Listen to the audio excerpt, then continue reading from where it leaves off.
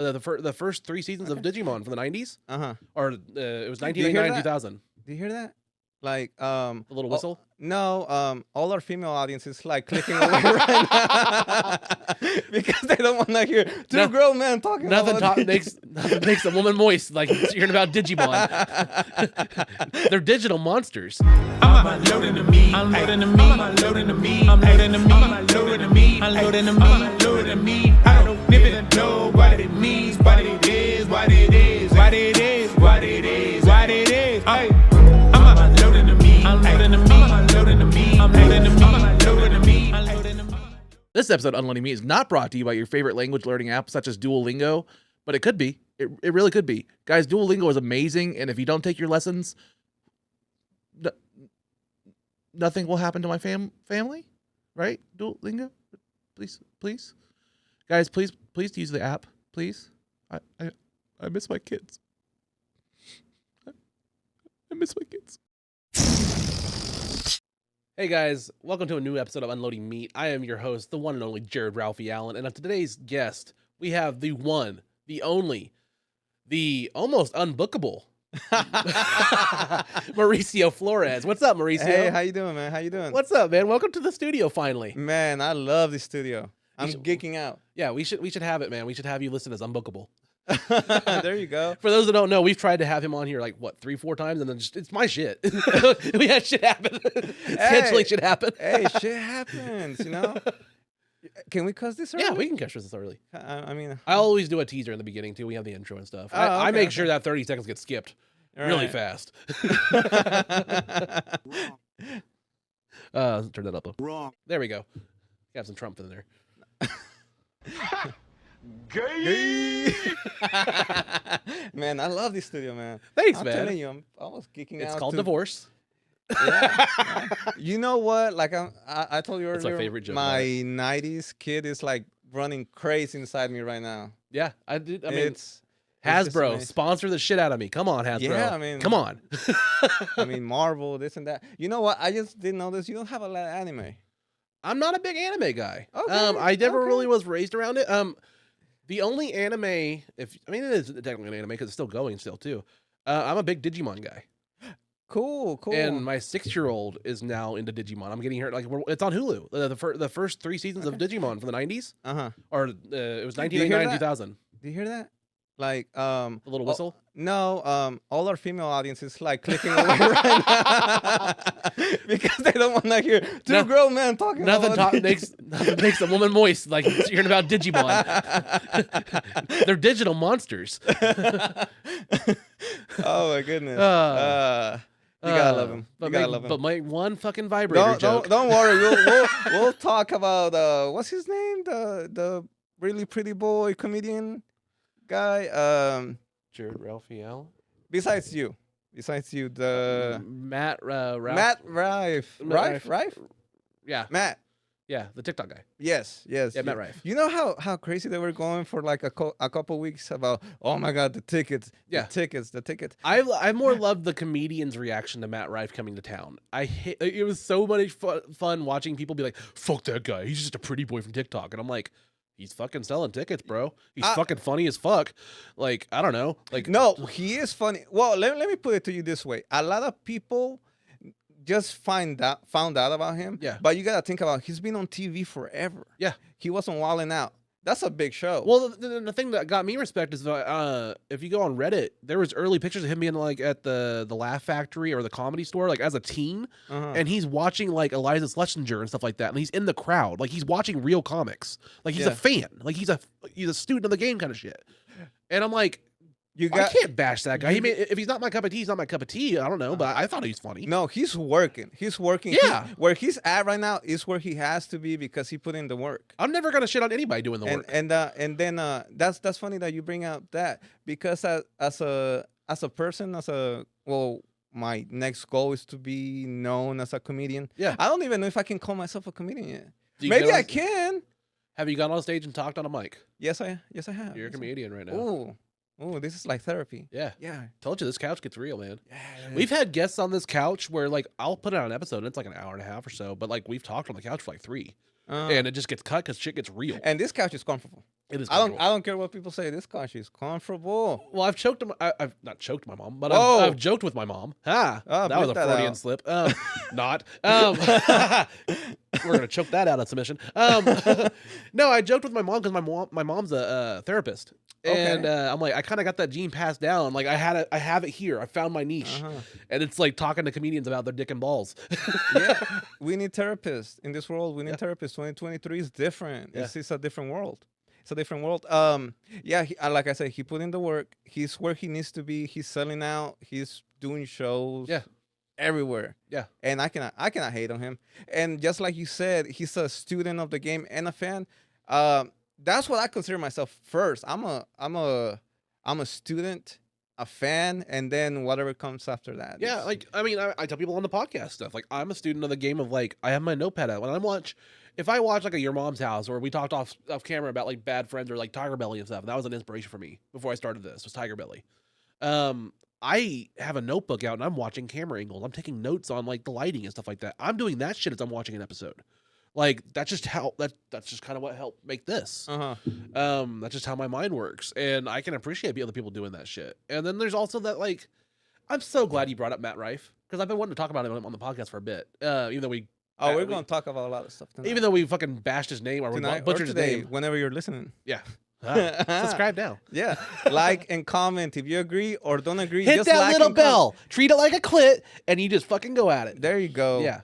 Softly. Consensually. Consensually. Yeah, definitely. Or however she likes it. Yeah. Well, hopefully, no, we don't need to. On YouTube, we're gonna make sure we always say consensual. Oh no! First of all, it's gonna be consensual, but then it's gonna be however she likes it. That's true. That's true. That's true. That's true. Yeah, no, he's a great That's guy. a weird Venn diagram. He's a great guy. I'm telling you. I never met him. Mauricio's over there just digging. No, we were talking about Matt Rife. Another edit right there. No, we were talking about Matt Rife, but like we talked about like the comedians' reactions in town of like whenever he came into town and stuff like that. And like then there's the bigger talk about, I'm sure you've seen it. There's some comedians that are like the anti-crowd work, or they hate that there's this rise of crowd work that's coming up on like clips and stuff like that on TikTok, and like the rise of the crowd working material, crowd work comedians. Because Matt Rife is historically a crowd working comedian. Ain't nothing Crowd. wrong with that. Go ahead. Ain't nothing wrong with that. No. I mean, Crowd work, boys and girls, allows you not to burn your actual jokes when you post them online.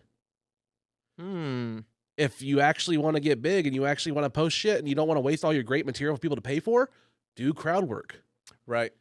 That's what gets you popular. That's what gets you famous. And then they come and buy the tickets to see your show and you give them the actual material. Yeah. And then another thing is about your personality. If you're talking to people, they understand that you're cool. Yeah. That you're just cool with people. You're just a chill dude. Yeah. And people are gonna know that. Well, we also talked about I had Boyd on here last week, and we talked about what's it called? There's a literary term whenever you introduce something in a book or to an audience. It's not red herring, it's not MacGuffin.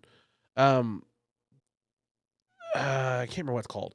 But basically, like, if you introduce something, the audience is expecting you to use it or for it to come up. Okay. And if you don't, there's something that's kind of let down by that. Okay. I can't remember what it's called, but like there's a literary term for it. But basically, If you know, comment down below. it's gonna bother the fuck out of me. We're gonna edit this in. If you know, comment down below. If you agree or disagree, comment down below. I'm calling Boyd Heimer right now. We're gonna get him on the air. Yeah. Let's see if he answers. This is our phone a friend. Do. Boyd, I had to phone a friend. You're live on the UnloadingMeat podcast with Mauricio Flores. I need your help, buddy. What's up? What did we talk about on last week's show about the literary term that's used if you bring something into the story, it has to be used? Chekhov's gun. Chekhov's gun. That's what it has to be. Thank you very much, Boyd. Thank you. You're welcome. You take care, man. You too. Thanks. Chekhov's gun. That's what it is. So Nice. if something's in there, it has to be used. Otherwise, it's kind of like a letdown kind of thing. Mhm. When I talk to other comedians that are like at open mic stuff like that, and they forget to move the mic stand or they forget to move the chair, something's like in the way, competing for attention. Mm-hmm. That's kind of what that is. It's like the audience is like expecting you to use it because it's there, and if you don't use it, it's kind of like a subconscious kind of letdown, like you didn't use it. I don't know, and if you actually do use that kind of stuff, like there was times that like Sesh where Trash put up that wallpaper and it has like that brick wallpaper like look on it now. I was like, I feel like I'm fucking trapped in a Windows 95 screensaver. Like, you know, it's like if you comment on that shit, it's already built in. And if you riff or you crowd work about other people's material, like if you go up like towards the end and you riffed on somebody else's shit, like it's built in rapport with the audience because they've already been there and they've already, you know, either seen the scenery or anything. So when you're crowd working that kind of shit, you get a lot more brownie points on it because it's already built in subconsciously, in my opinion. Okay. You know what I mean? Like, yeah. Because they're already noticing all that shit. I never want to treat an audience like an idiot. Right. I hate that shit. Right. If they're coming to a comedy show, I'm expecting them to at least be able to tell intent and you also gotta admit, I mean, people come to a comedy show to laugh. Yeah. And sometimes, you know, sometimes comedy can be smart. Yeah. Sometimes you can leave the show learning something new. Yeah.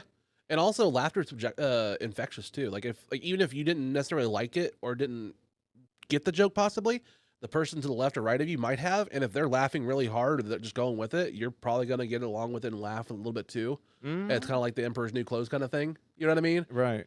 The mob mentality kind of thing. That's also like whenever I did the open mic set or something like that, I want to go sit down in front and I want to go laugh with the crowd too. I want to like be helpful and generous in my laugh whenever other people are performing too. You know, the more we laugh, the more everybody's gonna laugh.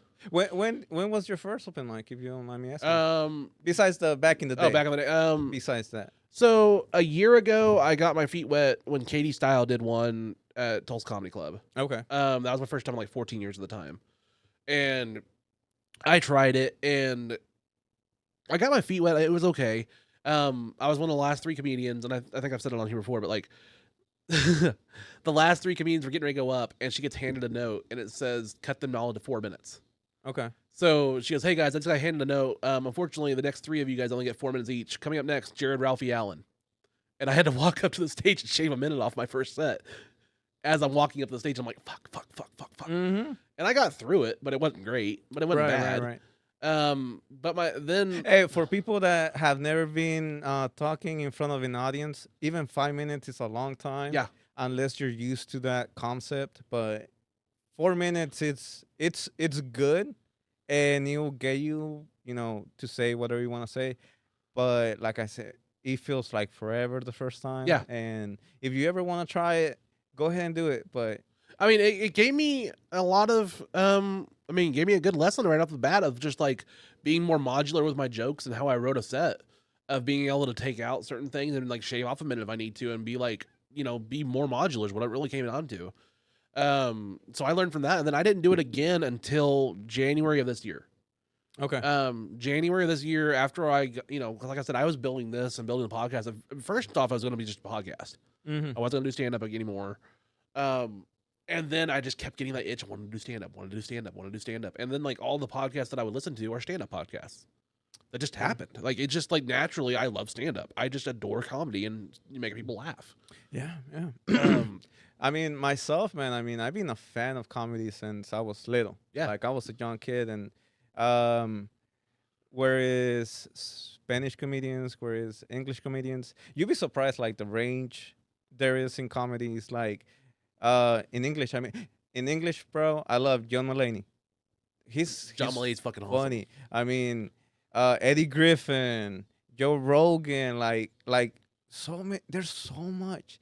To this day, John Mulaney, if you've never listened to the Salt and Pepper Diner, listen to that. It is one of the all-time favorite jokes I've ever heard him do. It's the on his one album. where they the jukebox. yeah. Yes. Oh man, That dude, that whole was story. I was dying when I first heard that. I was Because like dying. even it's on his album, and it's like I love storytellers where you can just vividly picture every single aspect of what they're telling you. Like I could picture that diner, I could picture the waitresses, I could picture everything just because he's such a good storyteller. Yeah. And what was the song? It was Hey there, pussycat. it's not unusual, by Tom Jones. Okay. Or no, What's New Pussycat? Yeah. They did What's New Pussycat like 7 times, and they put in there one. It's not unusual. Yo, like I was dying when I first Yeah. heard that. I was cracking up. And like the funny part, I was at work and I was listening to them on my headphones, and next thing you know, I'm just going crazy, and people are just looking at me like, what is going on? Now that was, man. I had to listen to that like 3 times that same day. Yeah, it never gets old. It's so good. He's great, man. And like I'm saying, we're just naming legends here. You know, people that have been doing this for a long time. And like I said, I'm first a fan, then I'm whatever comes next. Yeah. And I mean, and I'm just gonna tell you, I mean, John Mulaney, Eddie Griffin, Kevin Hart. I mean, Kevin Hart started off, you know, in Wild 'N Out, just like my Rife. And Cat Williams. I mean, wow. Do you remember the years of like Kevin Hart being in just like background in movies for years and never being famous? Like he was in Scary Movie 3 and shit like that. And you're just like, oh, he's just a small bit part. Yeah. Oh, the whole mouse inside, rat outside bit. Oh man.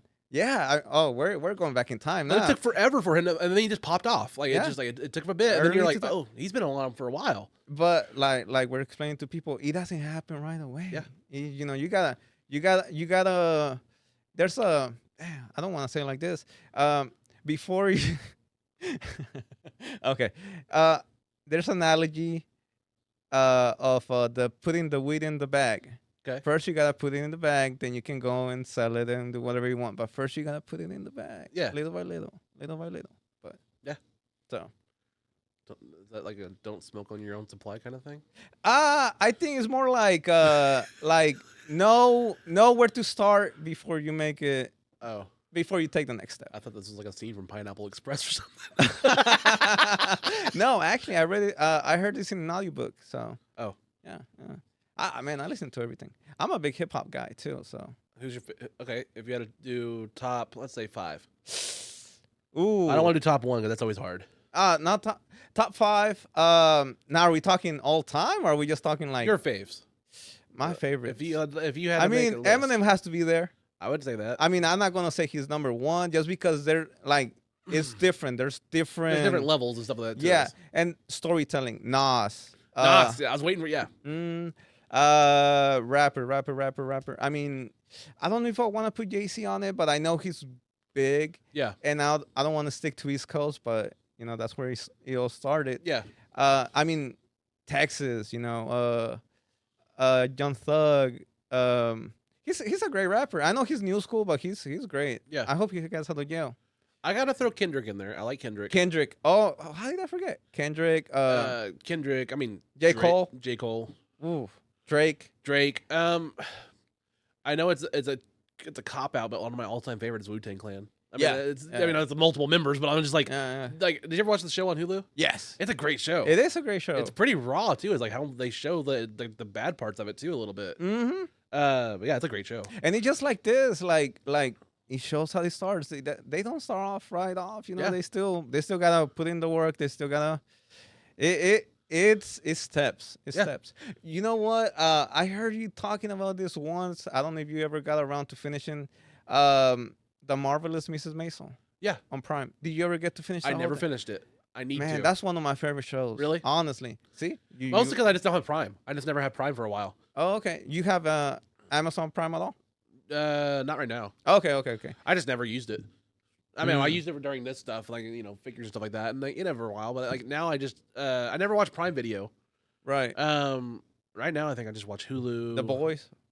I watched The Boys. I never finished The Boys actually though. Okay. I need to. Like I said, I did have Prime. Yes. You gotta. Man, I'll pass you my password for There we go. But that's a great show. We all share shit. I have my Max, and I have my Hulu. Like there's comedians on my Max. Like there's a profile just for friends. Because I'm like, we gotta watch this show on Max. You gotta watch this show. But there's so much content out now. I know.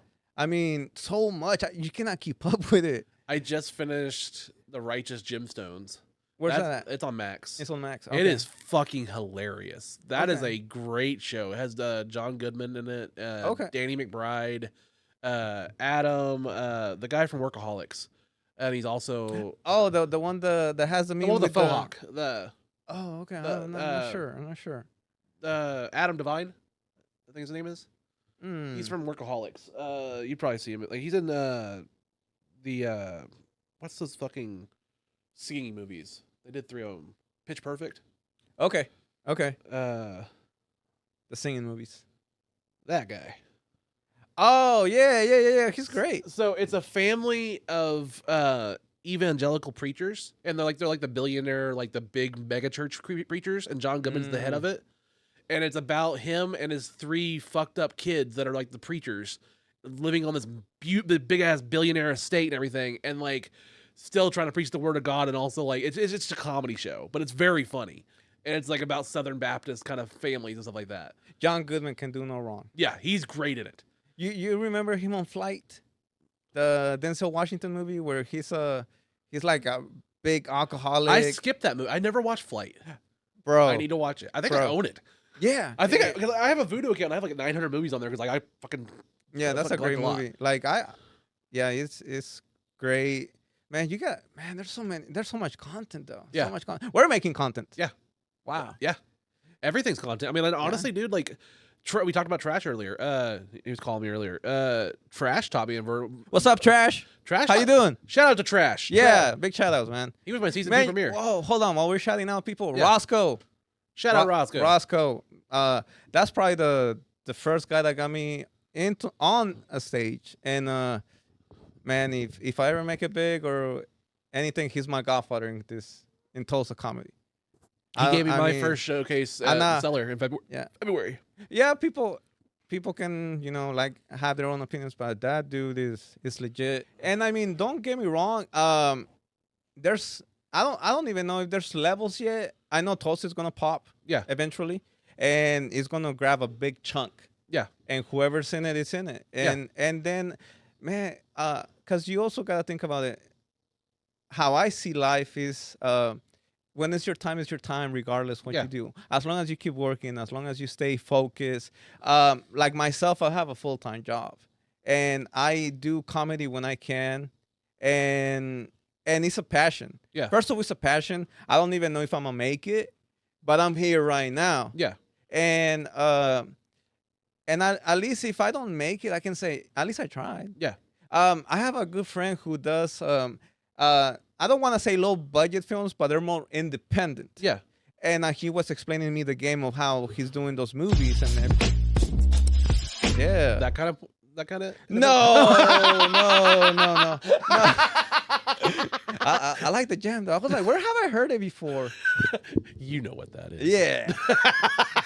Oh yeah. Describe that.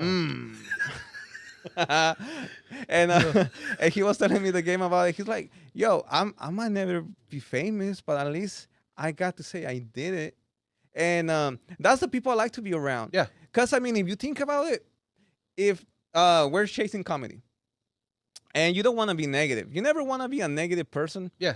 Because if somebody else is breathing the same air as you are, bleeding the same blood as you are, man, and they're doing it, there's nothing keeping you from doing it. Yeah, it's like we were talking about Mount Rife earlier. Like, it's just like, I'm never gonna shit on anybody doing the work. Like, you know what I mean? Like, even if you didn't like their cup of tea or like that, it's their I mean, they're doing the work. Mm-hmm. I talk about it on here. I don't really expect to get famous from this. I don't want to be a famous comedian, from this podcast or like that. But if it allows me to pay the bills and allows me to do what I want, but doing what I love, which is podcasting and doing stand-up comedy and making people laugh, and allows me to pay for my kids and stuff, that's all I want from this. And like, that's kind of where my goals are. They're very realistic on that shit. Is just kind of getting some sponsors, getting this thing going, and trying to just push as much as I can. Yes, a lot of it's going to come down to luck as far as like, getting those bookings and stuff like that. Sometimes it just happens. But I also am a big supporter of you can make your own luck, but just by being ready. Like, if you always do the work and you're just ready for an opportunity, that's how you can make your own luck versus just being, just being handed something. And like another thing is, I'm all for whoever's like putting 100% of their time in it. Yeah. I'm rooting for you, man. Yeah. Whoever's doing that, I'm rooting for you. Myself, I'm a dad. Yeah. So I still gotta keep a job. I still gotta be able to provide. I'm not gonna be the person that wants to be, I'm gonna follow my dream, but I'm gonna leave everybody else behind while I do it. No, you don't wanna be that, because they're still gonna catch up to you eventually. Yeah. So you still wanna be a legit person, take care of your business, and like how I'm doing it right now, I'm just taking care of business. Yeah. in every other way that you're supposed to. Yeah. You know, financially, this and that, this and that. I don't want to say nothing about no deadbeat dads, but they're out there, you know, and you know who you are. But you also want to be able to do that. And once you have that free time, now you can invest in yourself. Yeah. Like people don't realize, but going to open mics, you still, we're not getting paid for open mics. Nope. You're still investing. Even that little drink that you buy at the bar, that's investing in yourself. You know what I told my dad? Huh? I told my dad it's like we're interning. Exactly. We're interning for the bigger things. Yeah. And sometimes people want to get a drink or two when they doing the open mics. Yeah. It's like getting that lawyer you're interning for, like their Starbucks. Yep. Exactly. Yep. Like, I mean, even driving up to here, it's an investment in yourself. Well, and yeah, I'm grateful for everybody that does that, because like, it also, like, we talked off camera, like, you know, for a while there, I wasn't saying this was the Bartlesville podcast or where I was coming from, because I had some people cancel. Bartlesville. Yeah. But now I'm proud of it, because, like, I don't know, I do this 3 to 4 times a week, going to these open mics, and I'm putting in the effort to try to get better and, you know, really put out my name in there and doing these open mics and doing, you know, last Thursday we did the one in Broken Arrow. Oh, that show was fucking great. Hey, shout out to Gene. Oh, shout out man. to fucking Gene Barber. I don't know if you can hear me clapping, but that show was amazing. Everybody killed. Everybody killed. We had an awesome open mic at the Go Theater in Broken Arrow. And karaoke afterwards. Yeah. And it was a great time. Shout out to the Moon event too, though. Yeah. New management. Yeah. They're great people. They're great people.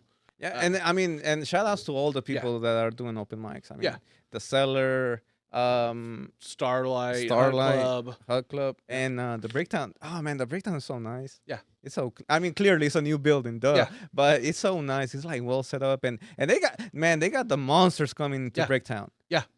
That's kind of why, like I mean, you've heard we said on my podcast. I kind of feel like Tulsa's on the bubble. You said on the same thing.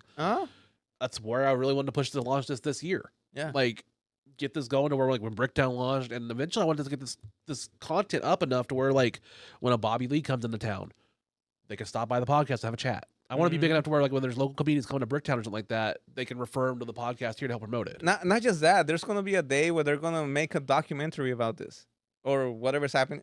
No, there will be. There has to be. Yeah. I mean, it's foresight. And your content is gonna be valuable. They're gonna hit you up. Hey, yeah, Jared, the back catalog's gonna be huge. Hey, Jerry, you got this and that. Oh, you were talking to him when you know it was like 5 years ago or whatever, and let us get some of that. And here's a check. You know, I mean, and you know, like, that's honestly, like, we talked about a lot of business talking right now. Well, we talked about earlier about, like, you don't want to just go out alone. You don't want to, like, you want to take people with you and stuff like that. And, like, that's kind of what this podcast became. Was when I did that show in January at Roscoe's open mic, and then I got invited to the Colony afterwards and got to hang out with everybody and got kind of, like, introduced to, like, the burlesque dancers, the bands, and, like, everybody there. I met everybody in the scene, like, in one night at the what's it called, the place I was just at. Anyway, the Colony. The what? The Colony or the Colony? Yeah, the Colony. I've been there a couple times. Yeah, but after that, it was like, I want to do a spotlight. I want to do a show about these people. Like, I want to talk to these people because, like, these people are fucking rad, and they were super nice and super supportive, and, like, everybody just kind of embraced me on that night. And that's really what turned this whole podcast around. I was like, I want to do a podcast and talk to these people. Well, if you think about it, everybody has a story. Yeah, I'm not saying like it shouldn't matter whoever wants to talk, but everybody has a story. Everybody's here. Yeah, and we all been through stuff, and if it's positive or negative, you still want to let it out. And you never know. You might find out something that you didn't know about this person. You're going to be like, oh, that's crazy. But not only that, but it's also kind of a, not that I'm using you guys as, like, ammunition or anything like that, but it's more just like, at the end of the day, I got to try to make it entertaining too. Yeah, like, this is an entertainment podcast. Like, this is people consuming it. We're making content. We could have the most dramatic or, you know, philosophical stories on here, but at the end of the day, it still has to be entertaining. It has to have some humor into it or have some levity into it too. So that allows me to flex my improv skills and my writing abilities and stuff like that, when I'm just talking to people I may not even know very well, and still trying to keep in the back of my mind, this has to be entertainment. This has to be entertainment. This has to be funny. You know what I mean? So when there's times where, like, it gets really dark or something like that, I'm like, oh, yeah, I was trying to have some wrong, you know, just, you know, stuff like that. You know, it's like writing a good stand-up set. You don't ever want to dip the energy unless it's intentional. And well, I mean, I agree with that 100%. But how can I say? Well, I mean, we're talking, we're here, and sometimes, something I like about the Joe Rogan podcast. That I listen to whatever the description is. Oh, FBI agent talks about UFOs, or comedian, blah blah blah blah blah, has a podcast too, or athlete, this and that. But then you find out more stuff that were not even part of the description, and you can relate to them. Yeah. And I mean, I always want to be a relatable person, regardless. Well, at the end of the day, we're all people. Yeah. And that's why I love podcasting just as a form of entertainment itself, just because like there's so much more you can get out of a 2-hour conversation than you can out of a 5-minute show, like on the Tonight Show or something like that. Like, I hate that it's on Sirius, but one of the best things that I think ever happened was that Conan O'Brien got his show canceled, or he quit doing the Tonight Show or the Late Show, and he switched to Team Coco doing podcasts. Conan O'Brien and his team doing podcasts with actors and celebrities is fucking entertaining as hell to listen to. Yeah. Like, he's a great interview person or interviewer. And going from a format of like a 5-minute just sitting on a couch talking like, what's your latest movie you're doing? You're going to promote for 5 minutes. Changing that into a 2-hour discussion with an actor or something like that is so much more enthralling and entertaining. That's why I loved Howard Stern towards his later parts of those years. Like, after he started, like, legends. I love Howard Stern. I still respect the shit out of him, and like Private Parts is one of my all-time favorite movies. That movie was fucking influential on me. Oh, definitely. But in the early years there was a lot more shock, and towards the later years it became more interview style. He's a great interviewer. Like, Howard has some interviewing chops people don't really talk about a lot. Even his last book was just a collection of his best interviews. And that stuff I found more fascinating than just the fucking all the shock stuff that he would do some of the times. I mean, it's funny, and prank calls and stuff like that. But like having a 2-hour discussion with Robert Downey Jr. about his dad and stuff like that is way more entertaining to me than fucking fart humor sometimes. Definitely. But there's a cause and effect. There's both. Yeah. You know what I mean? Like, you gotta have a good balance. You gotta have a good balance. Yeah. And man, it's like I said, you gotta make it entertaining for people, and that's why I have my fake ad reads and stuff like that too. Definitely. Yeah. I love those. Yeah, I love those. Hey, fellow hipsters and people that have culture or something. I'm Jared Ralphie Allen, host of Unloading Meat, and we need sponsors for this show. If you identify with this fucked up hat I'm wearing, these shitty tattoos, or any other cultural references that are behind me, reach out to your favorite sponsors and tell them to sponsor the show Unloading Meat. Now, back to acting like I wasn't impressed by anything.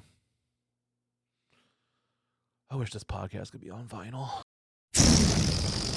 When I watch podcasts, if you ever see them do an ad read or a break, probably because they had a phone call, or they had to take a shit, or they had to go to a smoke break, or something got said that needed to be cut because it was getting too personal.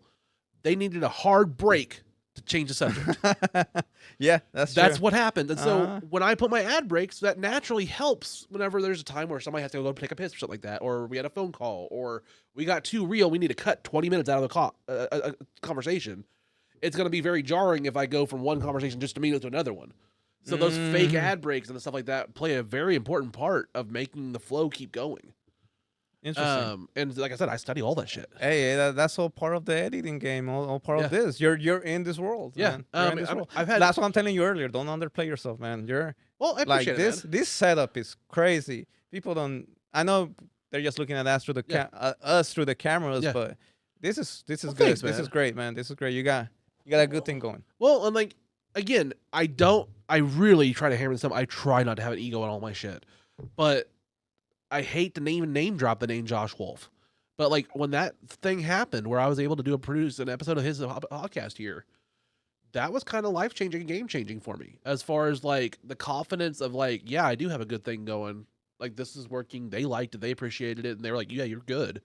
Like, and honestly, that 2 hours that they were sitting here and, we did like an hour podcast, like 2 hours where we just got to chat and stuff. Yeah. That's still going to go down in a resume. Yeah, you know what I mean? Anyways. Like literally, I can say when I launched my production studio, because I do my freelance stuff too, and my first client for my production studio is Josh Wolf. Mm-hmm. That's big. That's fucking huge, yeah. And I'm very proud of that. I'm proud that like You should be 3 man. months into a podcast, I got Josh Wolf on the couch and I got to produce an episode for him. There you go. And I was a paid producer for And a not just podcast. that, you have all kinds of people here. Yeah. You know what I mean? All walks of life, everybody, burlesque dancers, drag. I want everybody in here that's in the scene of Tulsa. I don't care if you're a comedian, burlesque, band, if you have a, if you're a guitarist, shit like that. If we can have a good conversation, I want to have a rad conversation with you here. And if I can give a spotlight to somebody, do it. I try. I really try to put a lot of effort in my hosting and stuff. Like I try to take it seriously. And I honestly think this is kind of a cheat sheet for it too. I think this... Because this is part of what we're talking. You're investing in yourself, and that's your investment paying off. Yeah. But I'm just like be able to talk and host is what I'm getting at. Is like this right here is helping me develop those skills to just go host and riff on people on open mics and stuff like that. But like I'm saying, well, you're correct. I'm not disagreeing with you. But people are watching. Yeah. So people like him, they're seeing, hey, this guy knows his stuff. Yeah. He's literally bringing in a professional now to host his open mic, and he has faith in you because he knows you now. And it paid off too, because like I talked to him afterwards and I was like this, this stuff. But I was like, my most important thing is if I get booked, I want the venue to make money. If nobody shows up or they didn't sell drinks or food, I feel like I failed them. Yeah. So at that open mic, we had a pretty decent turnout. Even people not even performing, they had a good crowd. We had a decent crowd On a Thursday. Yeah, on a Thursday. And karaoke afterwards had a decent crowd. And Gene came up to me personally afterwards, like, dude, you drew a crowd. Like, you brought a crowd. Like, thanks. Like, he was grateful. And I was like, yeah, did you guys make money? He goes, yeah, we made a lot. We made decent money on food and alcohol. I was like, good. That's what I'm happy about. I was like, because if you made money, that means that it was worth the investment of asking me. And that's all I care about. Yes, sir. Because reputation matters. If you're not making money by booking me, you're not going to book me again. Right. You know what I mean? And also, like, there's times where I've heard the people get booked and, like, they do nothing to help promote it or do anything like that. Like, that shit's important to me. If I get booked, I'm blasting it on all my socials. I'm doing fucking Instagram reels. As you should. Like, show, that you're worth it. Yeah. And I mean, I mean, we all have friends, our friends can just promote it to your friends. And that's 20 people, 10 people. That's already an accomplishment. Yeah. Or, you know what else? We had a newbie that night. Yes. And she was great. And she was fantastic. She was great. Fantastic. Christy. Yeah. I can't remember her last name. For her first time. Wow. But that shit, because we promoted it like that, people like that will show up. And I don't know if you asked her, but she drove all the way from Muskogee. Really? Yeah. That's fucking awesome. Yeah. She followed me on Facebook. I think I followed her back. I can't remember her last name right now, but yeah, she drove all the way from Muskogee. she was great. And I was just like, and that's the shit that was mattered to me. And that's why I was like, even my first hosting time, I wanted to make sure that she felt welcomed. She felt comfortable. Like, hey, this is what's going to happen. The rules. I know you're probably nervous. This is how we're going to treat you. This is how we're going to take care of you and stuff like that. I wanted to make sure that she knew it was worth her drive to, coming from Muskogee, that she wasn't, what the fuck did I get myself into? Yeah. Because it can be scary when you're doing open mic in front of people. Oh man, I remember my first time. I was shaking the first time I got off of stage. Yeah. I'm not gonna lie. My first time was back in November. Oh, why are you drinking about light? Anyways, no, that's actually a pretty cool. Because I want a ball with the ball. And you know what? Apparently Modelo became the best-selling beer in the USA. Really? After that whole shebang happened. What? I mean, which I didn't care for it, but I love that photo. But you know what? Whenever you hear something like Modelo became the best beer in the USA, it makes you proud. For some Well, that's reason. because 2 years earlier, we already ruined the reputation of Corona. Yes. Yes. Not if That name got ruined so bad. no, and you know what the crazy part is? Some people were relating it to Corona beer, and then you're like, It was probably the same people that were attacking the 5G towers. Yeah. Oh my goodness, the 5G towers. Jesus Christ, everything's conspiracies. I have. What was that? Oh, have you never seen that one? We may have to show you that video. Have you ever seen the grapefruit video? No. I might have to show you that. All right. It's this sound effect. Interesting. There is a black woman that has a famous YouTube video, and it's instructing women on how to give the best head using a grapefruit. Okay. and you cut the ends off of the grapefruit, and you Okay. place the dick through it, and then you give the head. And she's like, you're losing weight as you're giving head, and that's her grapefruit. because grapefruit's like I guess a diet thing, But but apparently it feels amazing. But she tells this whole thing where she's like, you have to do it blindfolded because the guy's gonna be like, why the fuck are you putting a grapefruit on my dick? So you have to like get it warm. She's like, cut it off, put it in the microwave for like 20 seconds, get it warmed up, like all this fucking prep, then put it underneath the bed, and then blindfold him, and then act like you're giving him head, and then put the fucking grapefruit on him, and then halfway through take the blindfold off. if we're doing something, you're never gonna blindfold me. I'm sorry. Me either. Like I'm not gonna be blindfolded, and you're gonna have my dick, and you're like anything. No. I've seen too many porns of those chastity cages and shit like that. That ain't never happened to me. No, that's gonna be a Just no, like the mama. rest of my body, That's my gonna be a dick no. is claustrophobic. That's why I don't use condoms. Anyway. Damn. My pleasure. Anyway. Bearskin. Ooh. Tell me more. Wrong. Raw. What else do I got? I got the Pornhub, and then my favorite one. I did this for what's her name? Never mind. I can't. Kels. My favorite meme or my favorite button. I'm about to go down to Taco Bell and give me a blast. King of the Hill, man. It's a classic. They're bringing it back. Are they? Yeah, they're rebooting it. Everything's getting revived. Yeah, and people are just running out of media. Well, IPs. IPs are just like, it's because people are not willing to take risks in making something new. Yeah. I mean, every single thing in the theaters is pretty much a comic book movie, and I'm a big Marvel guy, but like everything's either a franchise, a sequel, or a reboot. Yeah. It's very rare you get individual original movies. Yeah, I mean, between me and my son, like Marvel movies is like almost like a religion. We just have to watch it on opening weekend. It's our thing. It's been our thing since he was 4. And I mean, we have a blast, man. We have a blast. Did you watch the latest Spider-Man? I love my kids, by the way. I don't think they should be watching this, but in case they are, it's 18 plus. Yeah, they hi. Have you seen the latest Spider-Verse? Yeah, It's fucking amazing. I think that's one of my the most beautiful movies ever made. Mm. That movie is gorgeous. It's better than the first one. I agree, and that's so hard to do. Exactly, I agree. That's really hard to do. And if the best one's better, yeah, this is gonna go down as a trilogy. That's probably one of the best things in cinema. Agreed. Period. I Period. honestly think also, and like, did you read comics? Do you read comics at all? Yeah. Miles Morales, he's an okay character in the comics. Honestly, he has not been fleshed out and been like a character that I actually give a shit about until the first movie, the second movie, and then the Spider-Man games. Mm-hmm. The games and the movies have really made him a character that people love. And in the comics, he's just not Peter Parker.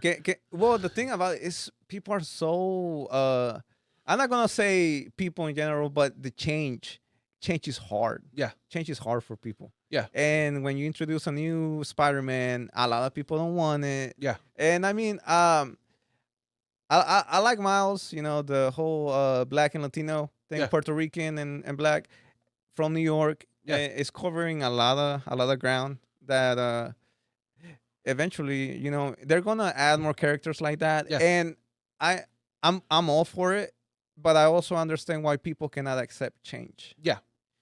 And I mean, just think about it. Hulu and FX doing the whole Reservation Dogs. Yeah, that was a great show. Yeah, and I feel like he's not getting the praise he needs, or he should have gotten. Well, and also, it kind of dawned on me a little bit about that show specifically. Is I'm a big Reservation Dogs fan too.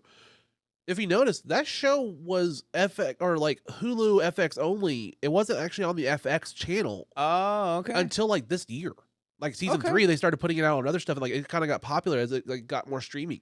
Mm-hmm. Like it's kind of like a cult following. It was only on Hulu, and even though Disney owns most of Hulu now, not a lot of people have Hulu, or not a lot of people watch Hulu. That's like Hulu originals. Like it's one of the lower streamers in the U.S. and compared to like Netflix, Max, Disney Plus, and all those. Well, I think what happened, when Peacock and and these other streamers started coming out, they started taking out their content from Hulu, and so now it has less and less things. Yeah. Because I'm a big SNL guy. Yeah. Saturday Night Live. I used to watch the replay the next day. Yep. Now it's on Peacock. Yeah, and Hulu was my to go for that. Yeah. And now I gotta get Peacock to do that. And I mean, I had Hulu Live TV for my wrestling and stuff like that for a while. That was what I used everything for. And then now I just torrent all my speaking wrestling. of wrestling, The Fiend passed away. Yeah, Bray Wyatt. Yes. And, sorry guys, I'm really bad with names. Oh, this will come out in like a month or two. So like, yeah, man, I used to love wrestling growing up, man. I mean, I'm not gonna lie, I probably will still watch it, but I lost the storylines. Like, I don't know what's going on. I switched to AEW, and I have not looked back since. Okay. AEW has not let me down. The company treats its fans kind of like how we talked about with stand-up comedy. Like, you don't want to treat your audience like an idiot. Mm-hmm. AEW, the storylines pay off. Like, there's things that are like Game of Thrones where, like, there's 2-year-plus storylines that are very interwoven and stuff in the complex. Game of Thrones. But, like, it's in wrestling. You know what I mean? Like, dude, they just pulled off a massive achievement. I don't know if you heard about their Wembley show. Mm-mm. AEW is only 5 years old, or less than 5 years old. Right. Yeah. They sold out Wembley Stadium on Sunday. 81,000 people. Wow. They set the record for the biggest wrestling show in the world. Wow. And when I say that, it's because WWE's held those records for years. But WWE has lied about the numbers. They inflate them. They count everybody. Oh, man, you don't trust Vince McMahon, man. He's even on a podcast and said that they inflate those numbers. It's actually out there. So, like, the biggest one was like WrestleMania 32 was like 101,000 people in Texas or something like that. Uh-huh. They counted everybody that was working there, the medical personnel, everybody, not just paid attendance. And they counted everything. So the actual Arlington, Texas number is like 80,000 people, and they say on TV it's 101,000. Mm-hmm. So it's a bullshit number that's made up. Have you ever been to a WrestleMania? Not a WrestleMania. I've been to Raw, SmackDown, and I've been to NXT. Okay. I would love to go to a WrestleMania once. I want to go to an AEW now. Like, that just sounds awesome. Like, they sold out Wembley, and it was fucking an incredible fucking show. Yeah. Like, I probably need to jump back on and check this out, man. dude, I think you would love AEW because, like, the wrestling's great. It's phenomenal. The storylines make sense. Well, it was founded by a wrestler, right? It's founded by multiple wrestlers. Cody Rhodes, the Young Bucks, and Kenny Omega. And it was formed basis off of a bet. What was the other wrestling promotion that was out a few years ago? TNA. Now it's Impact Wrestling. They changed their name. Which is now, I thought Impact was only one of their shows. No, it was. So they had Impact as the name of the show, and then they rebranded the entire company as Impact Wrestling because Are they still out there? Yeah. On TV or not? I think they're on like some really low like access TV or something like that. Okay. But they're a small company. Yeah. They had their height and then they just didn't grow. They didn't. Yeah, because they brought back Sting for a while. Yeah. Look at that. That's which now cool. he's in AEW and he's doing great. He's still around? Yeah. Wow. Bro. Yeah. Wow. Like active? Okay. Like active? They treat Sting like a legend. He is a legend. And like WWE kind of treated him bad whenever they brought him in that last year. Yeah, because plus they weren't they trying to do like a Undertaker Sting match and it never happened. Never happened. Undertaker also a legend. Look at that, dude. They let him like have his full thing, and he's still doing top rope dives and shit. This is a coffin match. Right. He did a fucking coffin match. And he's not a small dude. No. Like, I'm surprised he's still doing it. Man, right. You remember a few years ago they had the thing about Edge coming back for the Royal Rumble? He came back for a bit. Oh man, when I saw that video, I was almost crying too. I was like, oh my God, Edge. Okay. And there's talks he might be going to AEW because Christian's there wrestling. Oh, okay. Christian's back. And he was also in Impact, right? Yeah, for a while. Yeah. Christian Cage still going. Oh my God. If you ever get back into it, his storyline right now is the funniest fucking thing. So there's a championship called the TNT Championship. It's like the Intercontinental. It's like the secondary title. Mm-hmm. He has you remember back in the day there was like X-Pac and Kane? Like, yeah. Remember Kane, like the big brooding guy? Yeah. There's the new AEW version. His name's Luchasaurus. He's basically a luchador dinosaur kind of thing. He's like a big brooding dark character like Kane. Really? Christian manages him. Okay. Luchasaurus won the TNT title. Christian wears the title and acts like he's the champion and does nothing but tell him like people shouldn't be walking around with championships they didn't earn. And he's just wearing it nonstop, representing himself as the champion. Nice, But every time he looks back, he's like, I mean, him, he's the champion. And it's just this nonstop thing where he's always acting like he's this badass champion and making fun of other people that are not real champions. Uh-huh. And it's just this genius character, and the crowd fucking hates him. Man. He also rags on wrestlers that have dead dads. He makes fun of people. Like okay. he is savage about making fun of dead parents. That's his crazy. character now. That's crazy. He made fun of Jungle Boy Jack Perry, and his dad is famously Luke Perry from 90210. So he made a whole bunch of dad jokes against him.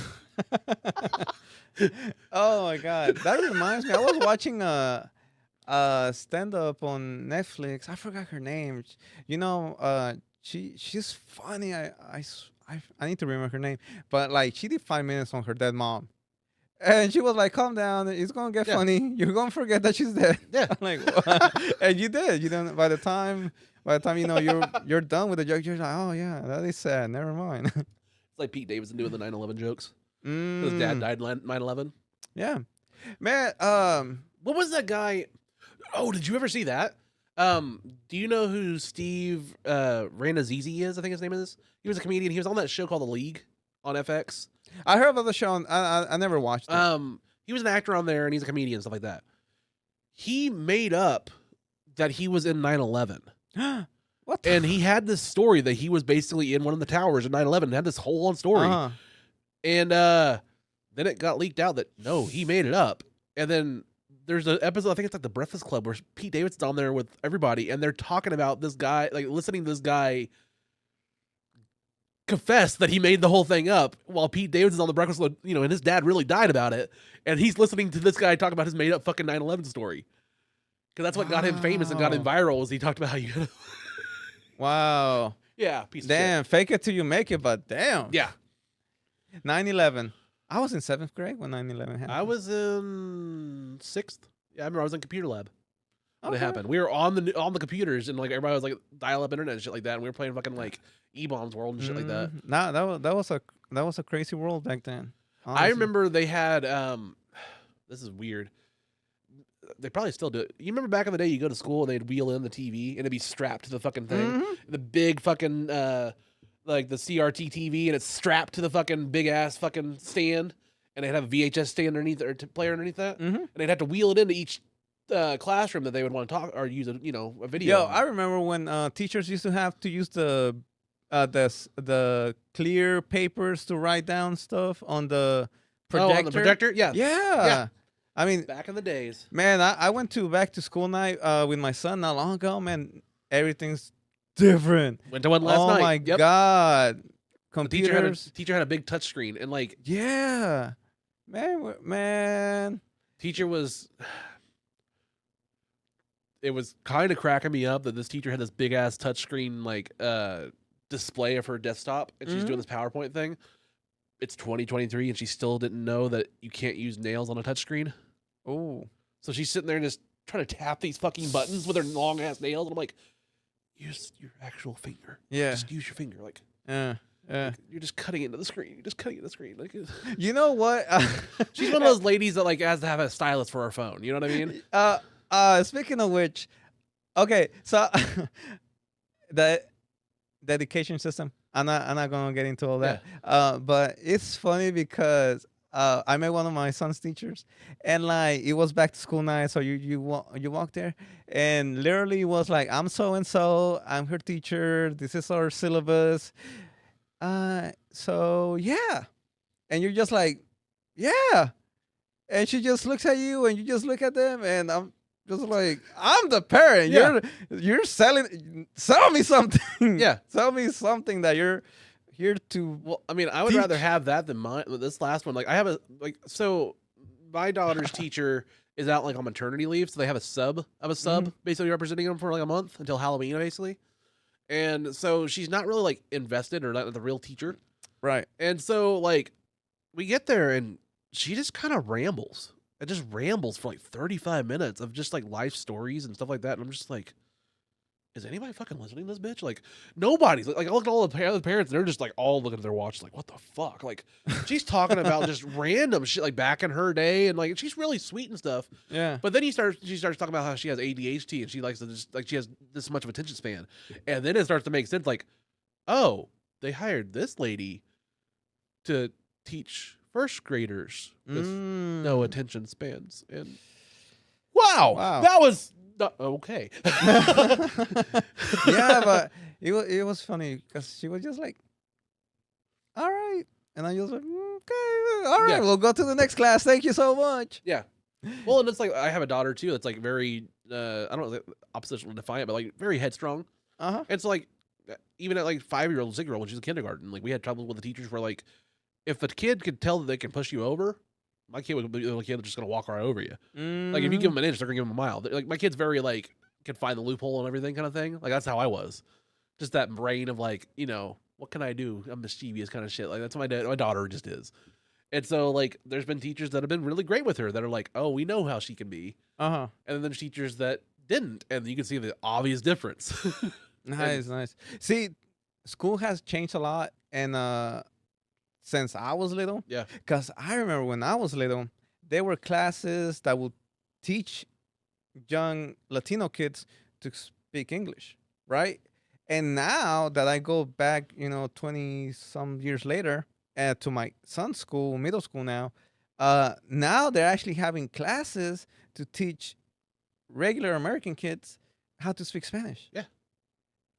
That's just mind-boggling to me. I mean, I had speech growing up, just to learn how to say English words correctly. Uh-huh.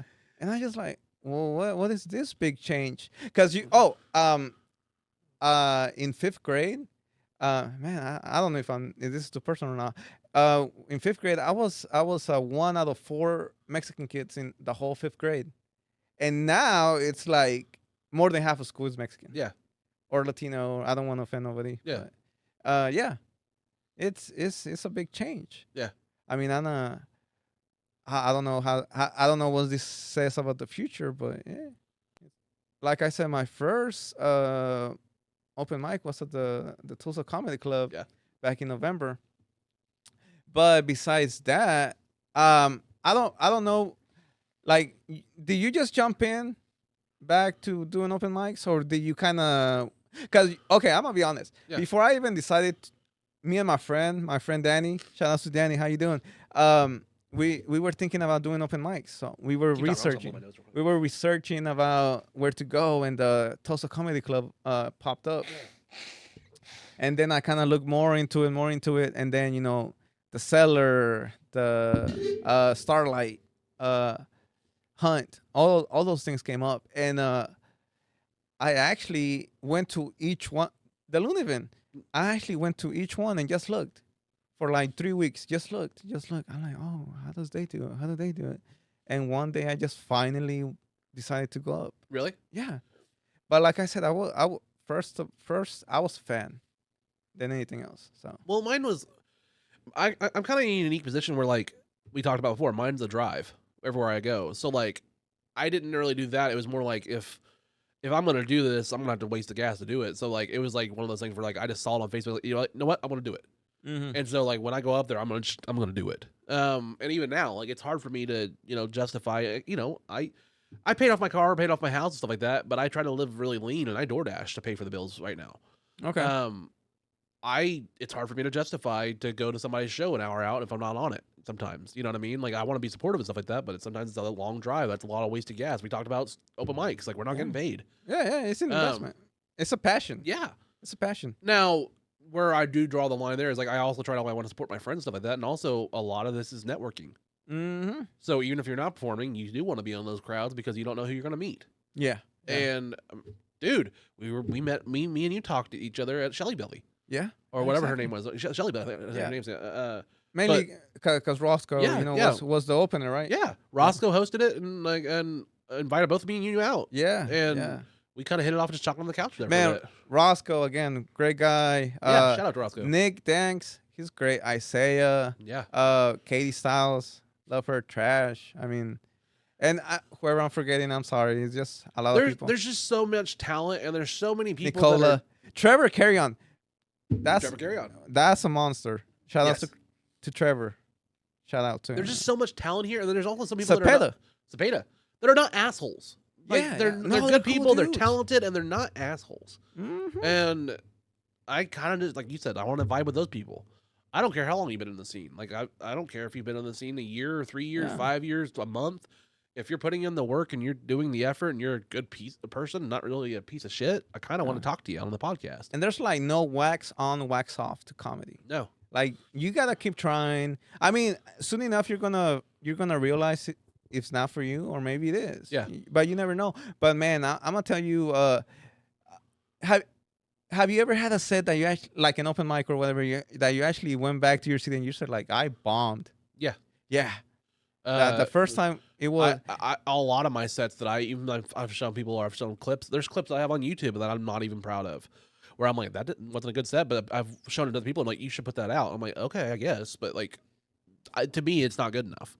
Yeah, it just happened naturally. You know what? One day I was at the cellar, and this was probably like my 5th time maybe doing an open mic, and I was there with Roscoe. Roscoe, hey, like so many people signed up, right? And he's like, "Are you gonna when do you want to go?" I'm like, "I don't care." Yeah. And then, oh, okay, I'll put you on first. All right, cool. So I went back to my seat, and I started talking to Connor. I forget his last Connor name. Farrow? Yeah. Yeah. And is that him? Sorry, off the mic. Is that the one that has like really dark comedy? Yeah, Connor Farrow. Yes. Sorry, I'm only making one. But hey, I sat He'll next be to on here next week.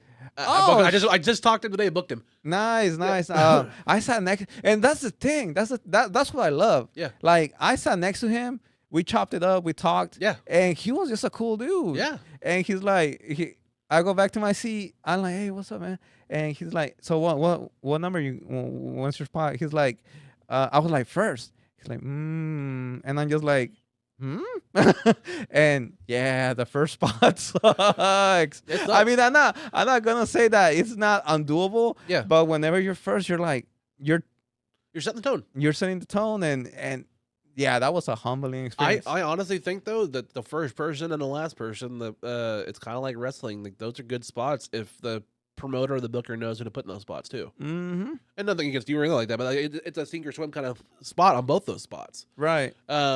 If you crush it, you're going to crush it really well and set the tone. If you do bad, you're going to do really bad and set the tone. Mm-hmm. So yeah, it is kind of a thing that Yeah. I mean, I don't know all the things to do. Yeah. In open mics or comedy or whatever, but man, you learn what not to do. Yeah. You learn not to do. I mean, everything's a lesson. Yeah. Everything is a lesson there. Yeah. And then we were at the this is not. I'm just gonna break down the story real fast. Go ahead. Somebody was doing a really racist joke. A really racist joke. How racist was it? No, like bad. Like I had to give them the benefit of the doubt. Like I was like, okay, it started bad. Let me keep listening. And then they brought up the racist thing again, and even more people were sounding out. Yeah. And I just like, yeah, this didn't go anywhere. I thought he was gonna bring it back to something funny and maybe crush it, and no, it was just a racist statement all around. Yeah, I mean, Jesus.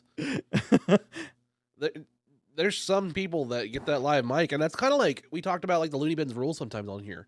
I love the Looney Bin rules. I like the Looney Bin rules. I appreciate them for what they are. Mm-hmm. You gotta walk before you run. Well, yeah, but not only that, but when you look at it from their point of view of like they are booking national talent and booking real people for actual paid tickets, and the open mic is before the paid guests that are already there, they're handing a live mic to a complete stranger in front of paid guests. Of course they're going to have fucking rules. Otherwise, they're just stupid. Right. That's just how to run a business. And when you look at it from that point of view, it's really not that bad. No. Because... yeah, you can't say fuck or something like that on the stage if you're fucking going on an open mic. Oh, well, work around it. Yeah. I had one of my best jokes there because I was scared of being too dirty, I guess. Okay. I have a joke where I was talking about people doing cocaine. I didn't know if they wanted me to actually say cocaine on the stage or not. You know, I could say it, but like, I didn't know how far they wanted me to go into it. So I was like, you know, all those people, and I was about to say cocaine. I was like, oh, you mean those, I know I'm going to keep it clean here, Eric Clapton fans? I don't like that. And it made everybody laugh. And that became part of the joke now because that worked better than just saying cocaine. But yeah, it worked there because I changed it up and I didn't say, I was worried about that kind of stuff and it let my creativity work. And sometimes you need those restrictions or those limitations to kind of get that stuff working. And also that little challenge because it makes you change your vocabulary. Yeah. And then you're really being tested. Yeah. That's to me that's like one of the you're always doing homework. Yeah. You're doing homework. You're testing out. You're working on yourself. You're trying to find out if you can make a clean joke and make people laugh. You should know your audience. Yeah. That's another thing. Is like I have this joke. I'm bisexual. I was not aware. Yeah. I've talked about it on here. No, I just play. No. This is a really sarcastic podcast, people. Like and subscribe. Well, I didn't know if I couldn't hear your sarcasm from your accent, and then I was like, does that make me racist? Man, sarcasm has gotten me in a lot of trouble. No lie, sometimes you gotta explain to people if it sounds really wild and I'm saying it with a straight face, I probably don't mean it. So I always tell people if you're doubting on what I said, and it sounds wild to you, ask me twice. Yeah. And then I'll say like, no, I'm just kidding. But sarcasm, not everybody can handle sarcasm. Well, I've had people like tell me like I'm not gay enough to do certain material. Basically, I'm not flamboyant enough to do certain material. And like I have this joke where I talk about you're not gay enough. Basically, yeah.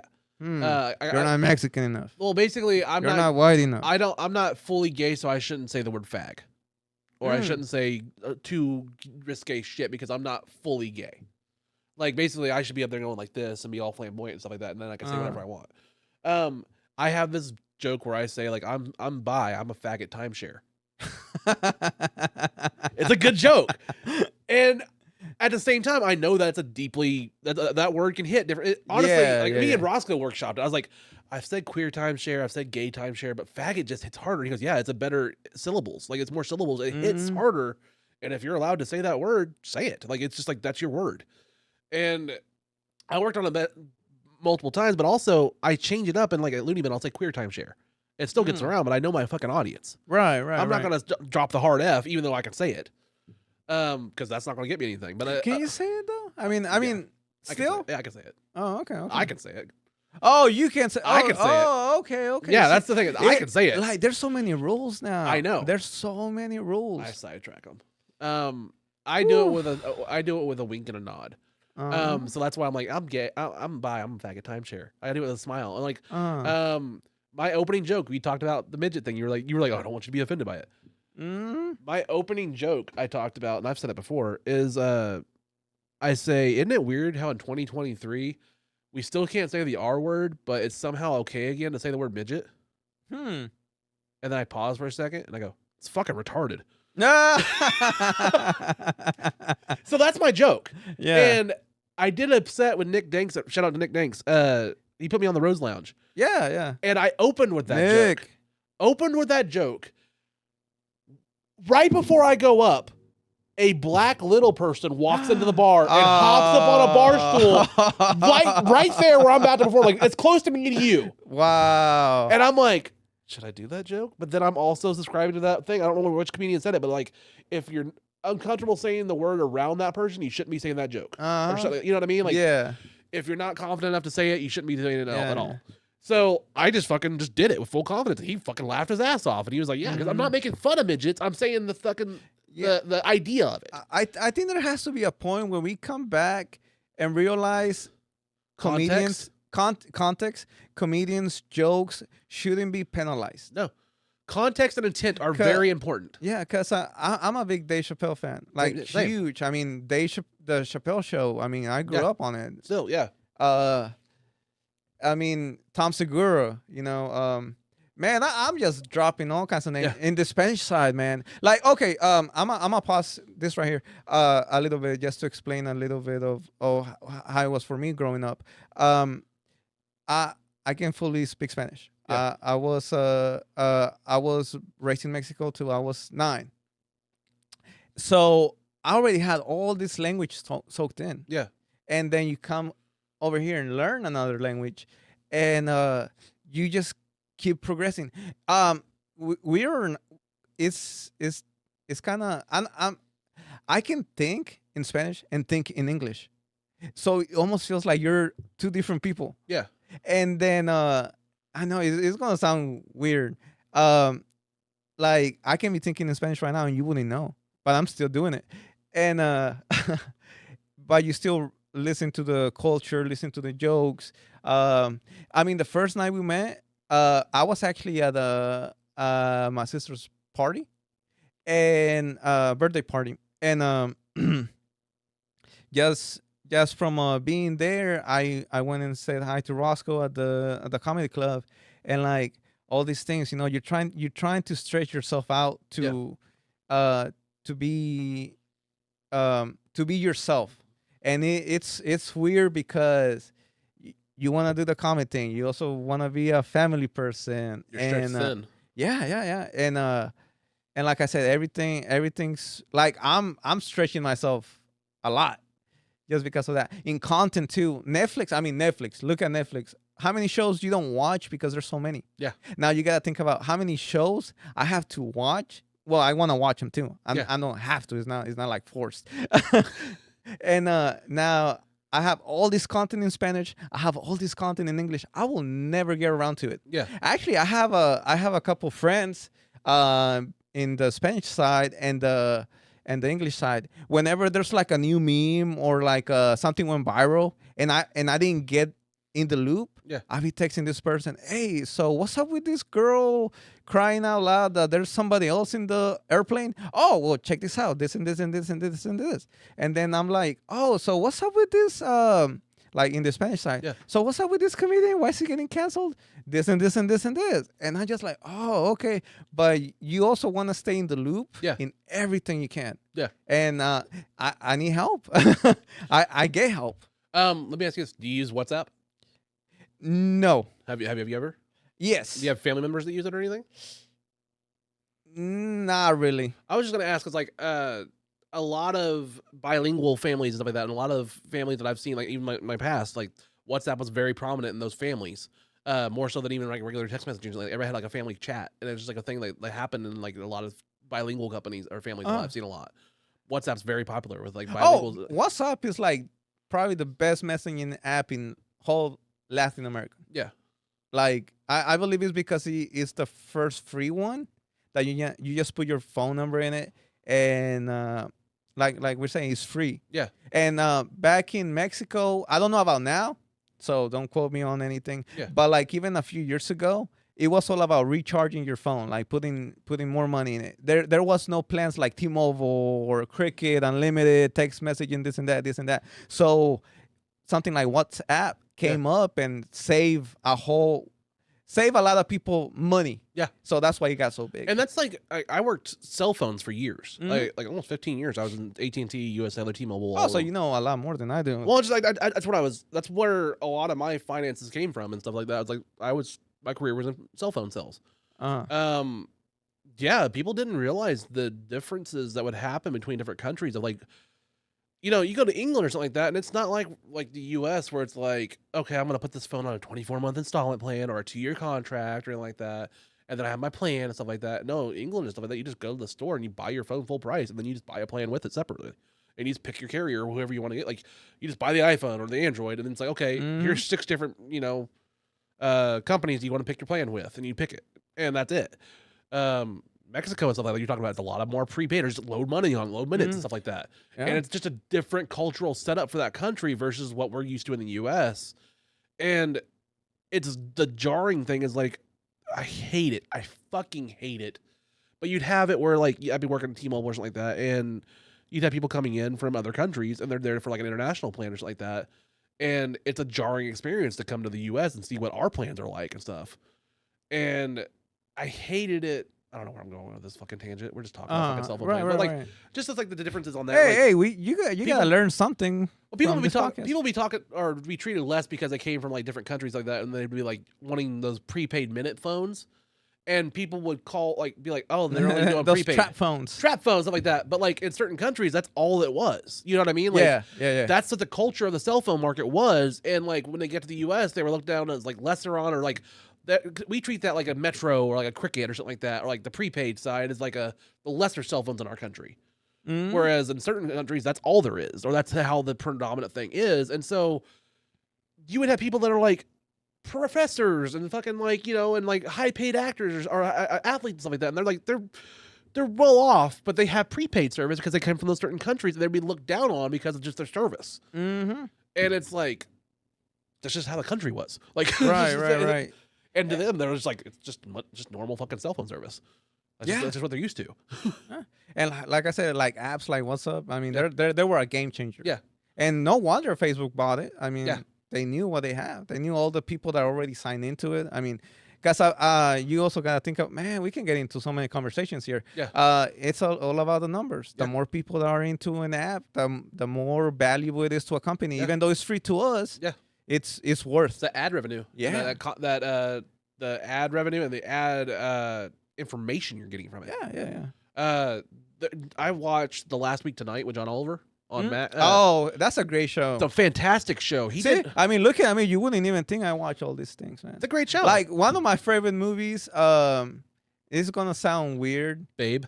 Oh, babe. Oh, the piggy. That'll do, pig. It's Dodgeball. Oh, I love Dodgeball. Dodgeball, man. Dodge, dip, dodge, and dive. Yeah. Like there's movies like that cannot be made now, but and I mean Tropic Thunder. Tropic Thunder would never get made now. Oh my God, that's another thing that we went back to. It's not about what you're doing. Yeah, it's the intent. Yep. And I mean, you can tell it was made pure for laughter. For we're trying to serve a certain type of demographic doing this movie, and I cracked up. Do you remember like they had protests from like the Special Olympics or like people with needs about like them saying never go full retard and stuff like that in that movie, but they didn't have protests for Robert Downey Jr. playing a black guy? You cannot hate Robert Downey Jr. though. But the genius of that was like he was playing an actor that like they're making fun of actors. A British that would do that. actor. Yeah. Not even an American. A British actor. Australian. Australian. Yes, there you go. I'm sorry, guys. No, Don't kill me. It's mistakes. Humans. Yeah. British criminals. Exactly, man. That's what Australians are. You know that, right? Yeah. There's some history for you. There we go. We're gonna get that Australian demographic up. Go eat like some and subscribe. Go choke on your fucking Vegemite. Positivity 2023, guys. We're tired of this negativity. Yeah. This whole I just don't like drama. Trolling, drama. That might have been cool. Maybe back in 2015. I don't know what's cool. But like, let's just come back to being supportive and being cool. Let's just be cool people. Well, it's like I don't even want this to be a fucking gatekeeping thing. No, I don't want this to turn into that. I want this to be for everybody that's putting in the fucking work. You know what I mean? Like we talked about. Like if you're doing the work to be a comedian or an entertainer in Tulsa, come on. Yeah. There you go. I never want to be like a gatekeeper or label like that. And like I've encountered that shit here from time to time. And like my response is, let's just fucking bulldoze them down. Yeah, and then I mean, that's just how I feel. Like I'll stay quiet, I'll build my own empire, kind of thing, and I'll bulldoze you the fuck down. Yeah, like the SWAT team. Yeah, like I just maybe this is just getting too meta. No, you talk, man. Well, talk. My biggest thing is I hate wasted potential. I can see something and I can see like the potential in something. Like you ever watch a good B+ movie and you're like, man, if they tweaked like just a little bit, it would be a fucking like all-time great. And it's kind of a little bit of disappointment. We talked about Power Rangers. Yeah. That movie was a good B movie. Yeah. If they the remake, guys, 2017. The 2017 remakes of Power Rangers. If they tweaked a few little things, like and subscribe. Yeah. If they tweaked a few things, got rid of the fucking Krispy Kreme, and made Rita a little bit better, I think some things could have been tweaked, and they could have made a pretty good franchise out of that. Yeah. But for now, it's just a lost franchise. Yeah. Well, apparently, they're rebooting the series now, and Netflix. Yo, did you watch the 30-year anniversary special? It was pretty good. Yeah. Wow. They dealt with Trini's death pretty drastically. Yeah. They actually said Rita killed her. I know. Rita. Spoiler alert for those that don't know. in the 30th anniversary on Netflix of it's like called like Once and Again, Power Rangers Once and Again or something like that. Once Upon a Time or something like that. Yeah, once a ranger, always a ranger. Yeah. And there we lost our female viewers again. Don't worry. For the first 5 minutes of the show, they fucking had Rita Repulsa murder Trini. Just straight up murder her. Yeah. Yeah. Like that's the driving force of this whole fucking show. Whenever I saw it, I was like, oh, this will get good. And then like the two, like my favorite unintentionally hilarious part of that show was that you could obviously tell that they could only get Zach and Billy back. Yeah. And then like everybody else in the suits were just dramatic actors in the Green and Red Ranger suits. So, like when Trini dies, you see Billy and Zach take off their helmets. They're like, like it's all good. And then you see like the Green Ranger, Red Ranger in the background going, no! It's just a dude in a suit. Yeah, because I mean, even think. I know we were talking about drama, like in Tulsa comedy, but even shows like that, they had drama behind the scenes. Yeah. And sometimes those documentaries about the drama behind the scenes is actually even better than the actual series. Yeah. I mean, that's what replaced the first, the red, the yellow, and the Black Ranger on the Mighty Morphin. Yeah. Money. Yeah, money. They wanted more money, and they were like, nope, we're going to recast them. But we're going back to the actors and writers strike. Yeah. Money on something that's really profitable, it's always going to be an inconvenience. Yeah. Because I mean, look at it. It was, first of all, it was really cheap to make it. Well, not cheap because everything costs money. Yeah. Everything costs money, guys. But compared to everything else around that time, it was super cheap because they were just borrowing footage from Japan. Yeah.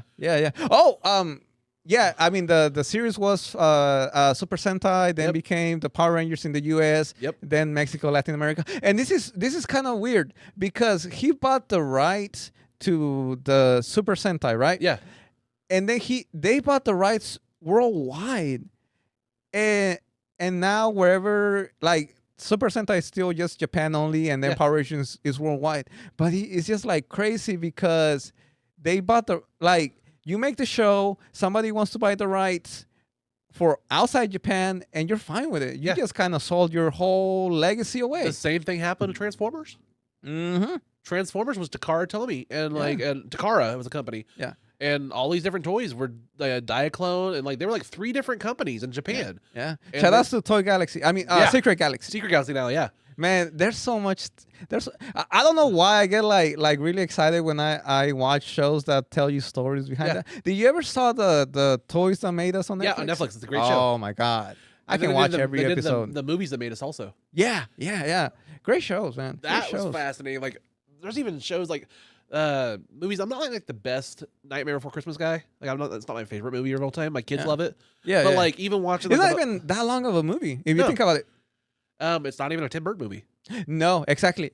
But they slapped the name. They slapped the name of him on that it. was a fascinating watch, just to learn the backstory about that. Yeah. And then, cause he was doing Batman. Yep. And that's why he couldn't really work on it. But you gotta send your B characters to handle that for you. One I will recommend to you. It's on Max. I don't know if you have Max. I'll give you my login if you need it. Sure. They did no, he's not giving me his password. No, we're not password sharing. No. Be sure to like, share, and subscribe. Yeah. Hit that notification bell. Wrong. But so James Gunn. Do you know who he is? Yeah. So he's the head of DC now. Because now he's gonna be over all DC films with another guy. They're basically trying to lay out the blueprint of what to do with the DC universe because the DC movies have not been that great. Hey, sorry to cut you off. Ezra Miller and Kane, Jonathan Majors. Jonathan Majors is not the same crime, guys. No. Let's just put it out. No, straight how it is. It's not the same crime, and not at all. Not at all. And please stop defending Day. Yeah. Ezra. Yeah. Because he hurt a lot of people, but that's it. It's not the same crime. It's not the same crime. Anyway, yeah, The Flash was an okay movie. I liked it. Seen it. It's on Max now. They just not put it out this week. If you're a Supergirl fan, you may not be the best entertained, but if you're a Batman fan, you'll like it. Oh, that girl that's playing Supergirl is gorgeous, though. Oh, she's good. I mean, you'll watch it. I mean, she's not in it a lot. Oh, okay. Okay. It's basically like a glorified cameo. Okay. She Okay. like it's obvious that there was more to her character, and like she's barely in like maybe 10 minutes, if that. Really? She's not in it a lot. So, like, I mean, the trailers are like half of her. Like, yeah. Oh yeah, like when she's flying beside the Batmobile and stuff, that's most of her scenes. really? Yeah. Wow, I didn't know that. Yeah, like she's not in it a lot. I want to watch Blue Beetle. I might go around and see it. I've you heard know? that my daughter just went to go see it with my parents, and they said it was pretty cute. It was good. I've heard it's really good for like a bilingual standpoint. And like people talking like it's the first movie that's kind of like made the quote unquote Spanglish seem authentic in a show. Where like the family's naturally flowing between English and Spanglish or Spanish, just and conversation, and you could tell it was actually written by people that have that dialect and language. That's actually what I heard. Yeah, so like, it felt authentic, is what people were saying. Like it actually sounded like the first like full on like a Spanglish kind of, if you will. Yeah. So authentic. The difference between El Chico and taco trucks. Yeah. Please, guys. El Chico is not authentic. Taco Bell. No. No. It's diarrhea for $5 in a box. If anything costs $5, it's not good for you to digest.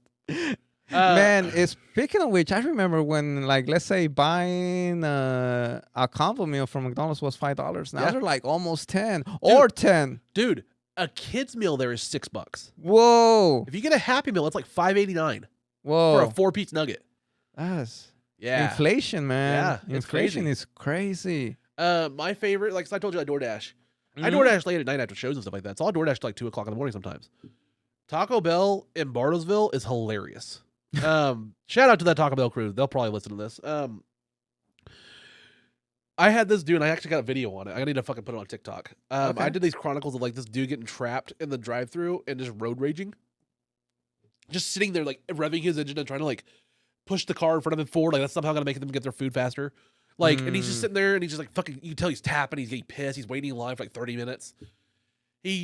I'm recording this and like he's yelling at the fucking Taco Bell staff. He gets his money back from a refund, and then he fucking throws his drink at the fucking window.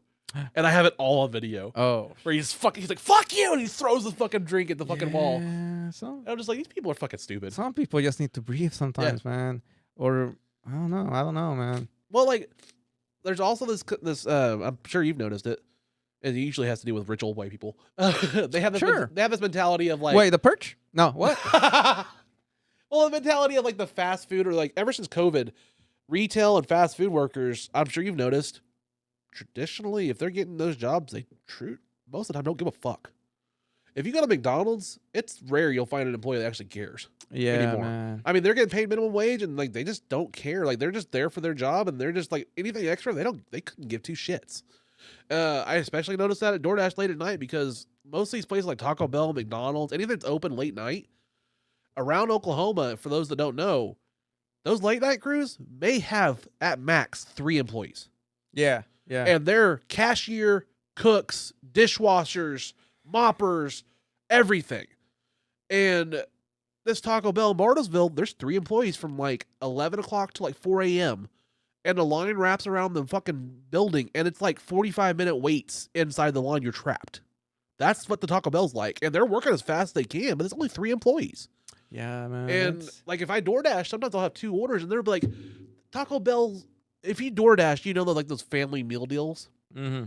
If it's 2 o'clock and stoners want food, they're not going to order 1 combo. They're going to order the 50 fucking tacos, because that's the best deal. Right. So late at night, add in, everybody's trapped in line. There's only 3 employees, and all these orders are coming in multiples. And they're like 25 tacos each, 30 tacos each. And it's just backing up these lines.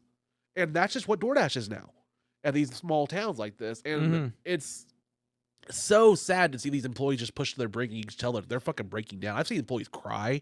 Oh, I've seen people just fucking shaking and fucking like rocking themselves. The food industry is tough, guys. Yeah. It's tough. Like I did serving. I've done bartending before, and it's tough. It's hard sometimes. You feel like you're going insane because of all these orders. Yeah. And I mean, even like fully staffed restaurants, they're still struggling. Yeah. And but then you get what I was getting at is that you get this like, there's this other side of it that these people are like, well, they should be trying harder for these jobs or something like that. If they worked harder, maybe they care more about their jobs. Or there's this people have this mentality that like because they're not trying hard enough. Like this generation sucks because we don't care about our jobs, or we don't we're not trying the best at some of these jobs, and they're using like the fast food industry and like the retail industry as like the reasons. And I'm like, they've kind of learned that they don't have to. They don't care. Like nobody cares about them. Like, I mean, just think about it. I mean, a lot of kids are finding, and I want to say kids, but it's anybody that's 18, 19. But to me, they're kids.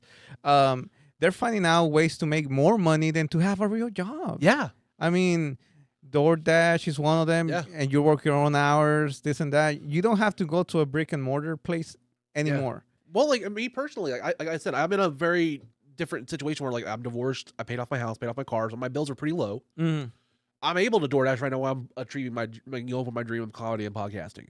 Like I'm keeping the bills taken care of. I'm taking care of my kids, you know, everything like that. Like a man should. Yeah.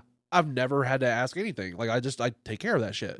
But I also see it where I'm like, I can DoorDash now and in an hour so I can make a couple, you know, like at least a couple bucks. Yeah. Compared to being in that Taco Bell where they're fucking just treated like dog shit for about the same pay, if not worse. Yeah. Yeah. Like, definitely, and sometimes it just comes down to like people not knowing the alternatives or not being in a situation where they can even do it. Because some people don't even have the cars to do the DoorDash. Like in a perfect world, honestly, man, I wish I had a 4-door. I'd be Ubering around here. Yeah. I'd make a lot more money. Shout out Sarah Buntain. Sarah Buntain was telling me about how she made money on Ubering before she got her a new job. And that's what she was doing this summer, was Ubering in between stand-up comedy.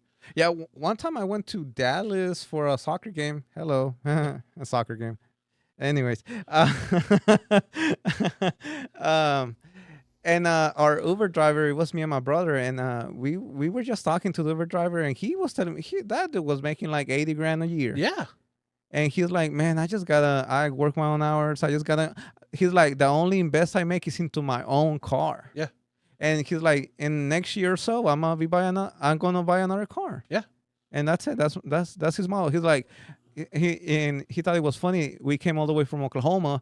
He's like, I drove somebody to Oklahoma once. Yeah. All the way from Dallas, and that was like $400. I have done all kinds of jobs, manual work, construction, welder. I'm actually trying to get off of welding. So in a few months, I'm gonna take a. You can make some good money welding though. Yeah, I know. Don't get me wrong, but I want to go to the next step, which is becoming an inspector. Yeah. Now you don't have to do any manual work, and you still make more than them, and than a welder will, and you're just gonna put in paperwork, tablet work,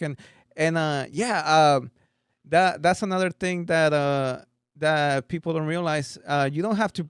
Okay, so in my field, there's gonna people that they're on their late 40s, early 50s. Yeah, you can tell they're worn out. Yeah, and I don't want to get to that point. Well, my thing is just like I just want my daughter to have options. Mm-hmm. I don't want her to have to where that's the only path. Right. If that's your path and you want to take it, by all means, take it. But I want you to be able to have options. If you want to go to college, you can. If you want to do a career on social media or something like that, by all means. If you want to go to a tech college, do it. Yeah. But don't give up hope on what your dreams or something like that. Aspire for something. Right. Don't just don't just be defeated. Like, this is life. Okay, I'm just gonna go to a 9 to 5 until I die. No. And I don't want that's that not for life. Yeah. I mean, like I said, maybe one day we're all gonna pop. I'm hoping for everybody in Tulsa, in the Tulsa area, even Oklahoma City, everybody should pop, and hopefully everybody should have goals. Yeah, everybody should have goals, big, small, obtainable goals, things to work towards. Even if you're working a 9 to 5, I'm not bashing anybody working a job. Get a job. Everybody needs a job. Yeah, but make it work towards something. Don't just do it. And like, if you have a dream or something like that, use that as a fucking basis. Start your savings, put it towards something. Do something with your life outside of just working a job for somebody else, unless that's exactly what you want to be. And then by all means, do it. Yeah. Everybody has their own path. Work smart. Work smart. That's all. And sometimes, like, you gotta realize if you work in let's say a place where you have a manager or a supervisor, get into that place that you're in, and then work on your way to become your supervisor. Yeah. And then work on the way to become his supervisor. Aspire. Just aspire to have goals and go for the next step. Mm-hmm. Like, that's just it'll keep you young, it'll keep you alive too. Because I mean, if you don't have any goals or stuff like that, you're gonna die quick.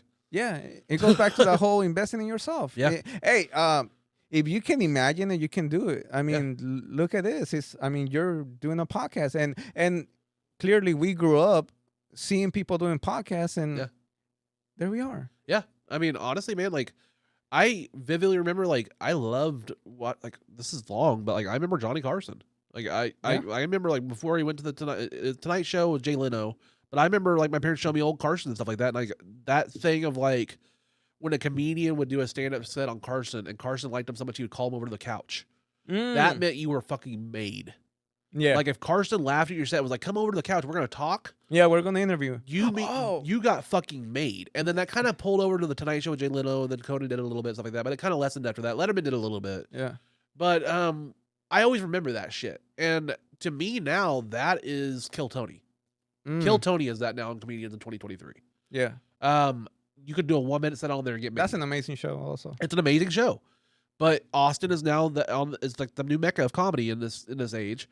And once a month or once a week on Mondays, people go up there and do 1 minute sets. And people like Hans Kim. I don't know if you know who that is. Yeah. Hans Kim a year ago was living in his van.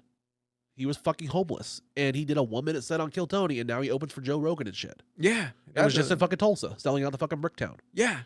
Like, wow. that's a year. And so, like, that to me is inspiring. That shit where I'm like, okay, they did the work and they fucking were ready for the opportunities. You know what I mean? I kind of want to do that kind of shit. And I want to be able to, like, have my kids inspired to that kind of shit. Like, do whatever you want to do. Just fucking put the effort into it and inspire. Yeah, you always got to be supportive to, especially whatever your kids want to do. Yeah. Too, you know, if they say they want to do this and they have an idea, they have a plan, listen. Yeah. Listen, just be supportive. Yeah. And then, because we were also talking about, oh, okay. So sorry. I was listening to an interview with rapper Killer Mike. I don't know if you heard of him. I love Killer Mike. Yeah. Oh, he's a great guy. Run the Jewels. Run the Jewels. There you go. I mean, I'm a big hip hop head too. Yeah. Yeah. He was telling, it was in another podcast, the Joe Budden podcast, which is a big hip hop one. If you guys never heard of it.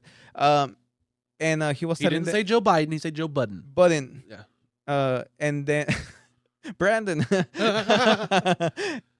You know what? I never understood that till somebody explained to me. Yeah. Then you're just like, wow, you guys went to that much of extreme. Yeah.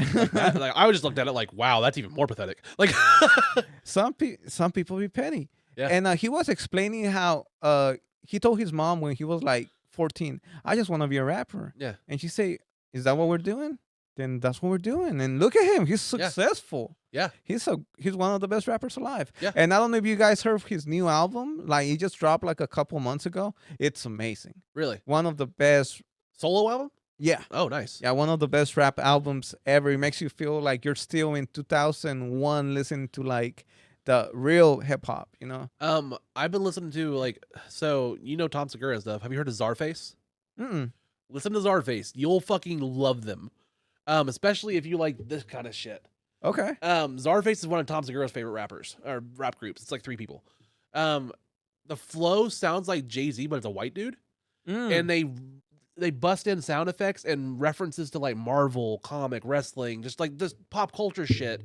But it's really good shit. Like, okay. My favorite I can listen to that any day. My favorite X-Men is Nightcrawler. Okay. They have a song called Nightcrawler. So that's where I officially found it. Like, I even have Nightcrawler right here. Like, he's my favorite. Okay.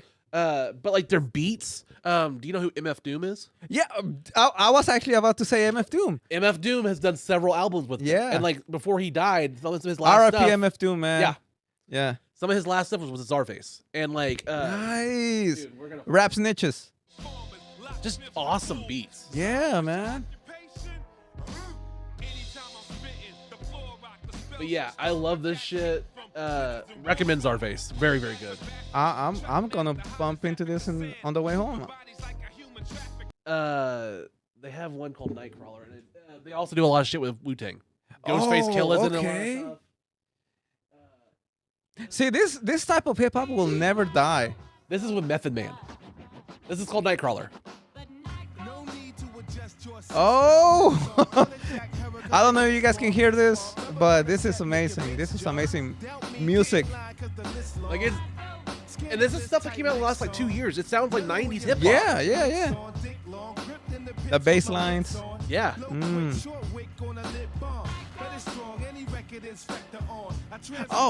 I know we were talking earlier about Andrew Schultz and his podcast. Yeah. Have you seen the episode with Mexican OT? No. Oh my god, man! You want? You're talking about Whiskey Ginger, or Andrew Schultz? You're talking about Flagrant. Flagrant. I was thinking of Andrew Santino. No. Andrew Schultz with Flagrant. Mm-hmm. No, I haven't seen that one. Oh man, you wanna laugh? That dude is hilarious. He's a rapper from the Houston area, not Houston, and he's gonna be big. You can already tell when somebody's gonna be like one of the biggest stars in rap, and he's next. You need to find. There's a Flagrant episode that honestly got them really popular. It was right around the time they stopped being Flagrant 2 and went to Flagrant. They had a trans porn star on there. Yeah, I saw that episthink Fucking hilarious. Yeah. And it had that one black dude that was like enthralled with her. Because he was like, I think what happened that was like the only porn he jerked off to or something like that. Like they had him on before in an episode. And he talked about her. He talked about her. And then like next thing you know, they brought her in and her, right? Yeah. Okay. She was very passable. Yeah. Like she was gorgeous. Yeah, yeah. I was like, damn. A real good looking lady. Yeah. Yes, definitely. I was cracking up the whole episode because he was starstruck. Yeah. And you can tell when somebody's like starstruck is even better because they're so passionate. They're like, it's like, what was the porn star that broke her ass during TwitchCon? Huh?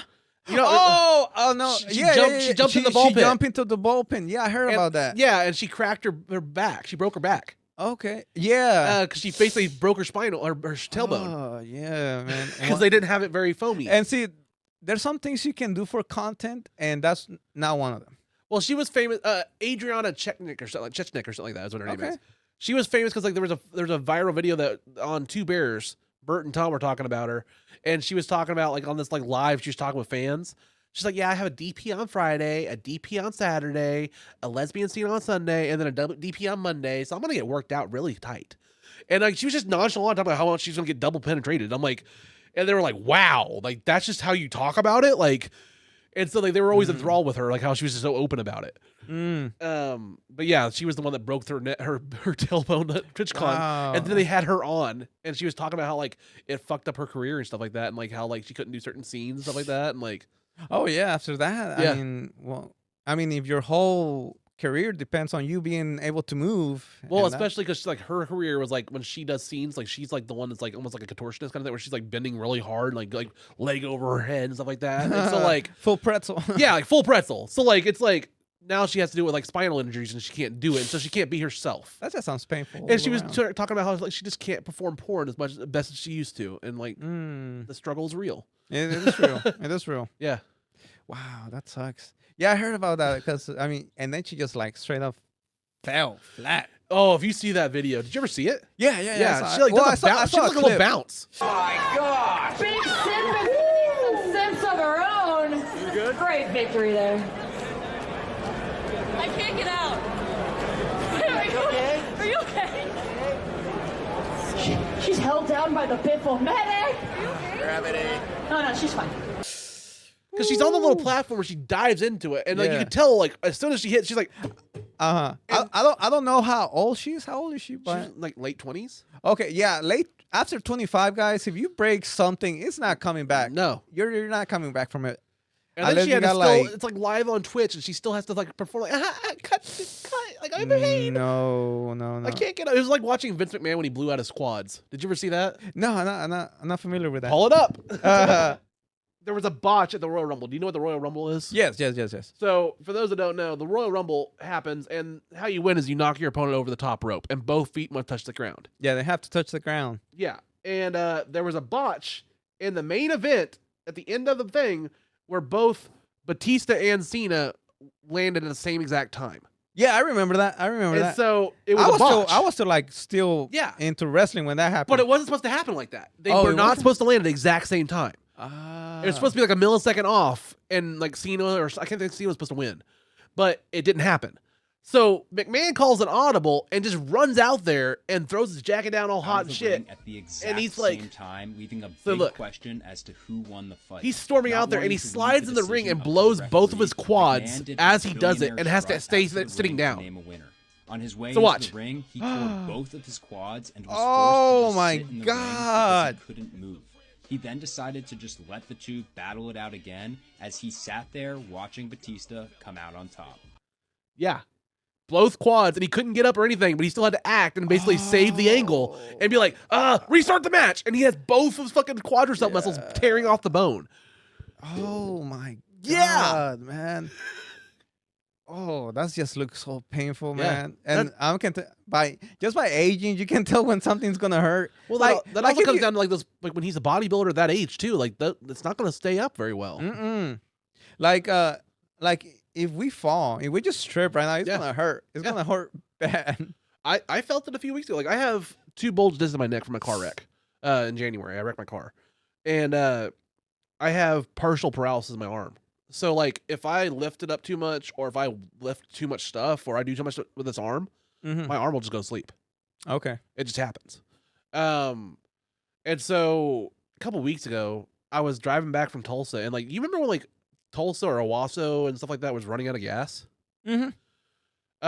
Like, during the storms? Like, just out, like, you go to Quick Trip, there's no gas. Oh, okay.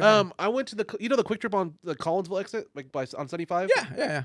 I went there, and me and my daughter were in the car, my youngest, and we were meeting somebody there to sell something or something like that. And I was like, okay, I'll just get gas there. All the gas pumps are closed. There's no gas in Collinsville. And I'm like, cool, I guess I have to drive back to Bartlesville, and I'll go back to the Mondays or the other gas station on the way.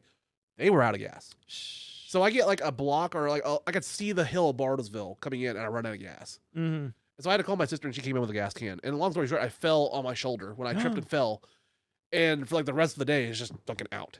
Just done. Like I'm just whopping around like this.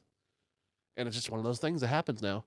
And like I fell on it because I tripped off the curb and I fell on it. And like it's still, like I can still feel it and stuff. And I went to a specialist 2 weeks ago. We're probably going to do surgery. So that's going to be scheduled soon, probably by the end of the year. Surgery on my neck. Yeah. Yeah. No insurance, huh?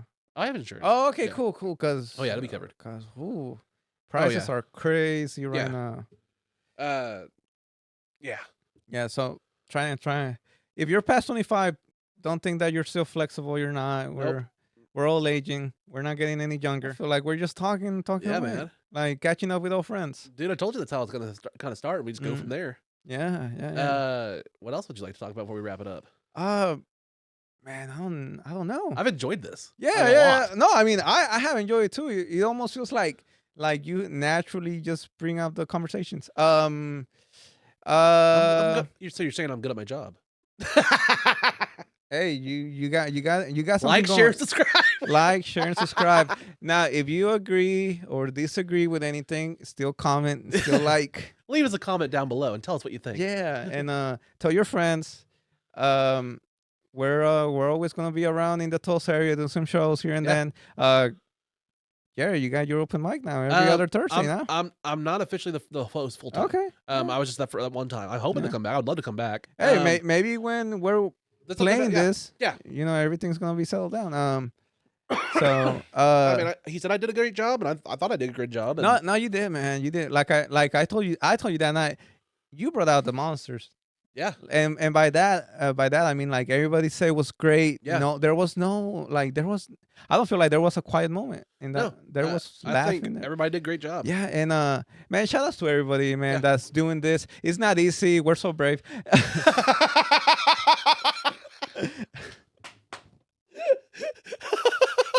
That was the way you snuck that in. It was so good.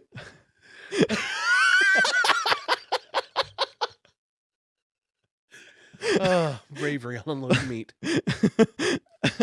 Woo. My struggle. No, we don't want to say that in German. Well, like that remember that South Park episode when Carmen's mom was like just hooking up with like German people?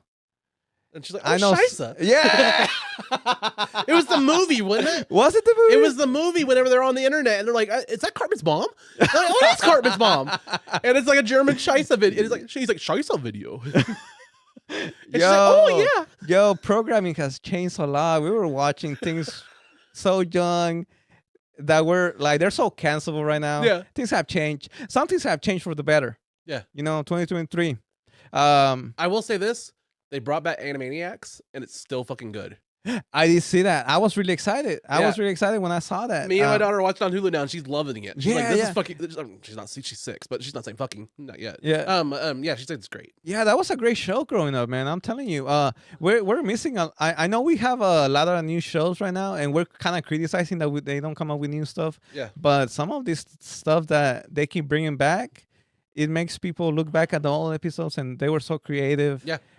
Sometimes I know people are gonna say, "Oh, now TV's trash." The old timers are gonna say that, but you also gotta go back and see what they were watching, and you can tell the writing was good. Yeah. And the writing, the character development, everything was, everybody took time to do it. With content, with music, with TV shows. I mean, music. Yeah. And I mean, one. I'm not criticizing new music now, but you gotta admit it. Songs are now 2 minutes. Yeah. Just because we're holding such The TikTok short phase and everything. attention span. And it's all about the hooks. Everything's a business. Yeah. Everything's a business, guys. Well, I mean, and also like there's the law of diminishing returns and like quality versus quantity and stuff too. Like we can kind of wrap it up here with this. Treat everything like the Rocky franchise, guys.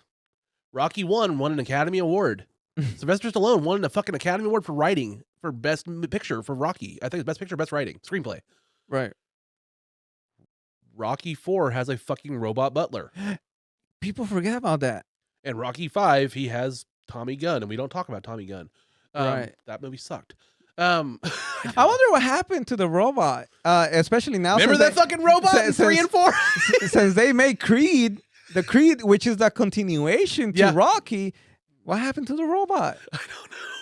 By that time, I mean, in the progression of time, it should have been like the T-1000 by then. It's 4 when he fights the Russian, right? Ivan? 3. Yeah. The 3 or 4? I think it's 3. 3. It's 3. Which one's Thunderlips then? That's Hulk Hogan. Is that 3 or 2? So 1. There's somebody screaming on their screen right now. Okay, we're going through the Rocky thing. 1 is he fights Apollo and loses. 2 is the rematch, right? And he wins. 3 I thought was Thunderlips with Hulk Hogan. I think it was 3. I think it was 3. And then 4 was the Russian. Yeah. That kills Apollo Creed. Yeah. And that was a pretty decent one, except for the robot. And then 5 is Rocky Gunn. 4. There is a recut though. I thought there was a recut of that, like the one where he fights the Russian. I thought they recut it like recently. They did a director's cut or something like that, and it's like supposed to be like a reimagining. That's a new thing too. The fucking Godfather trilogy did that. What do you mean? So Godfather's 1, 2, 3. Yes. A lot of people hate 3. Because it's a drop in quality from the first 2. It was, but I mean, it still wrapped it up. It still wrapped it up, but a lot of people feel it's not as great as the first 2. Oh no, because the second one is almost a masterpiece. A masterpiece. There you go. So a couple years ago, if you go on Vudu, so I have it. There was a recut called like the Ballad of something or something like that. It's a recut of the third one, but it's more like in line of like the director's vision apparently or whatever. Okay. And it's supposed to be a lot better than what 3 was. It's supposed to be basically a way of resalvaging 3. And we've kind of had that lately. Some movies do that. Like they did that with several times with Blade Runner. Blade Runner had like 5 different cuts. Okay. And you know the movie that I kind of want to watch the full director's cut, and I know it's not going to be able to, they're never going to release it. Why? Eyes Wide Shut. With Tom Cruise? Yes. And Nicole Kidman. That's the one where they fucking on screen? Yeah, and the whole cult thing. Yeah. Well, fun fact for people that don't know, that movie had to be cut down so much. Like they took so many scenes out because the studio didn't feel comfortable releasing the whole thing, and they cut it down.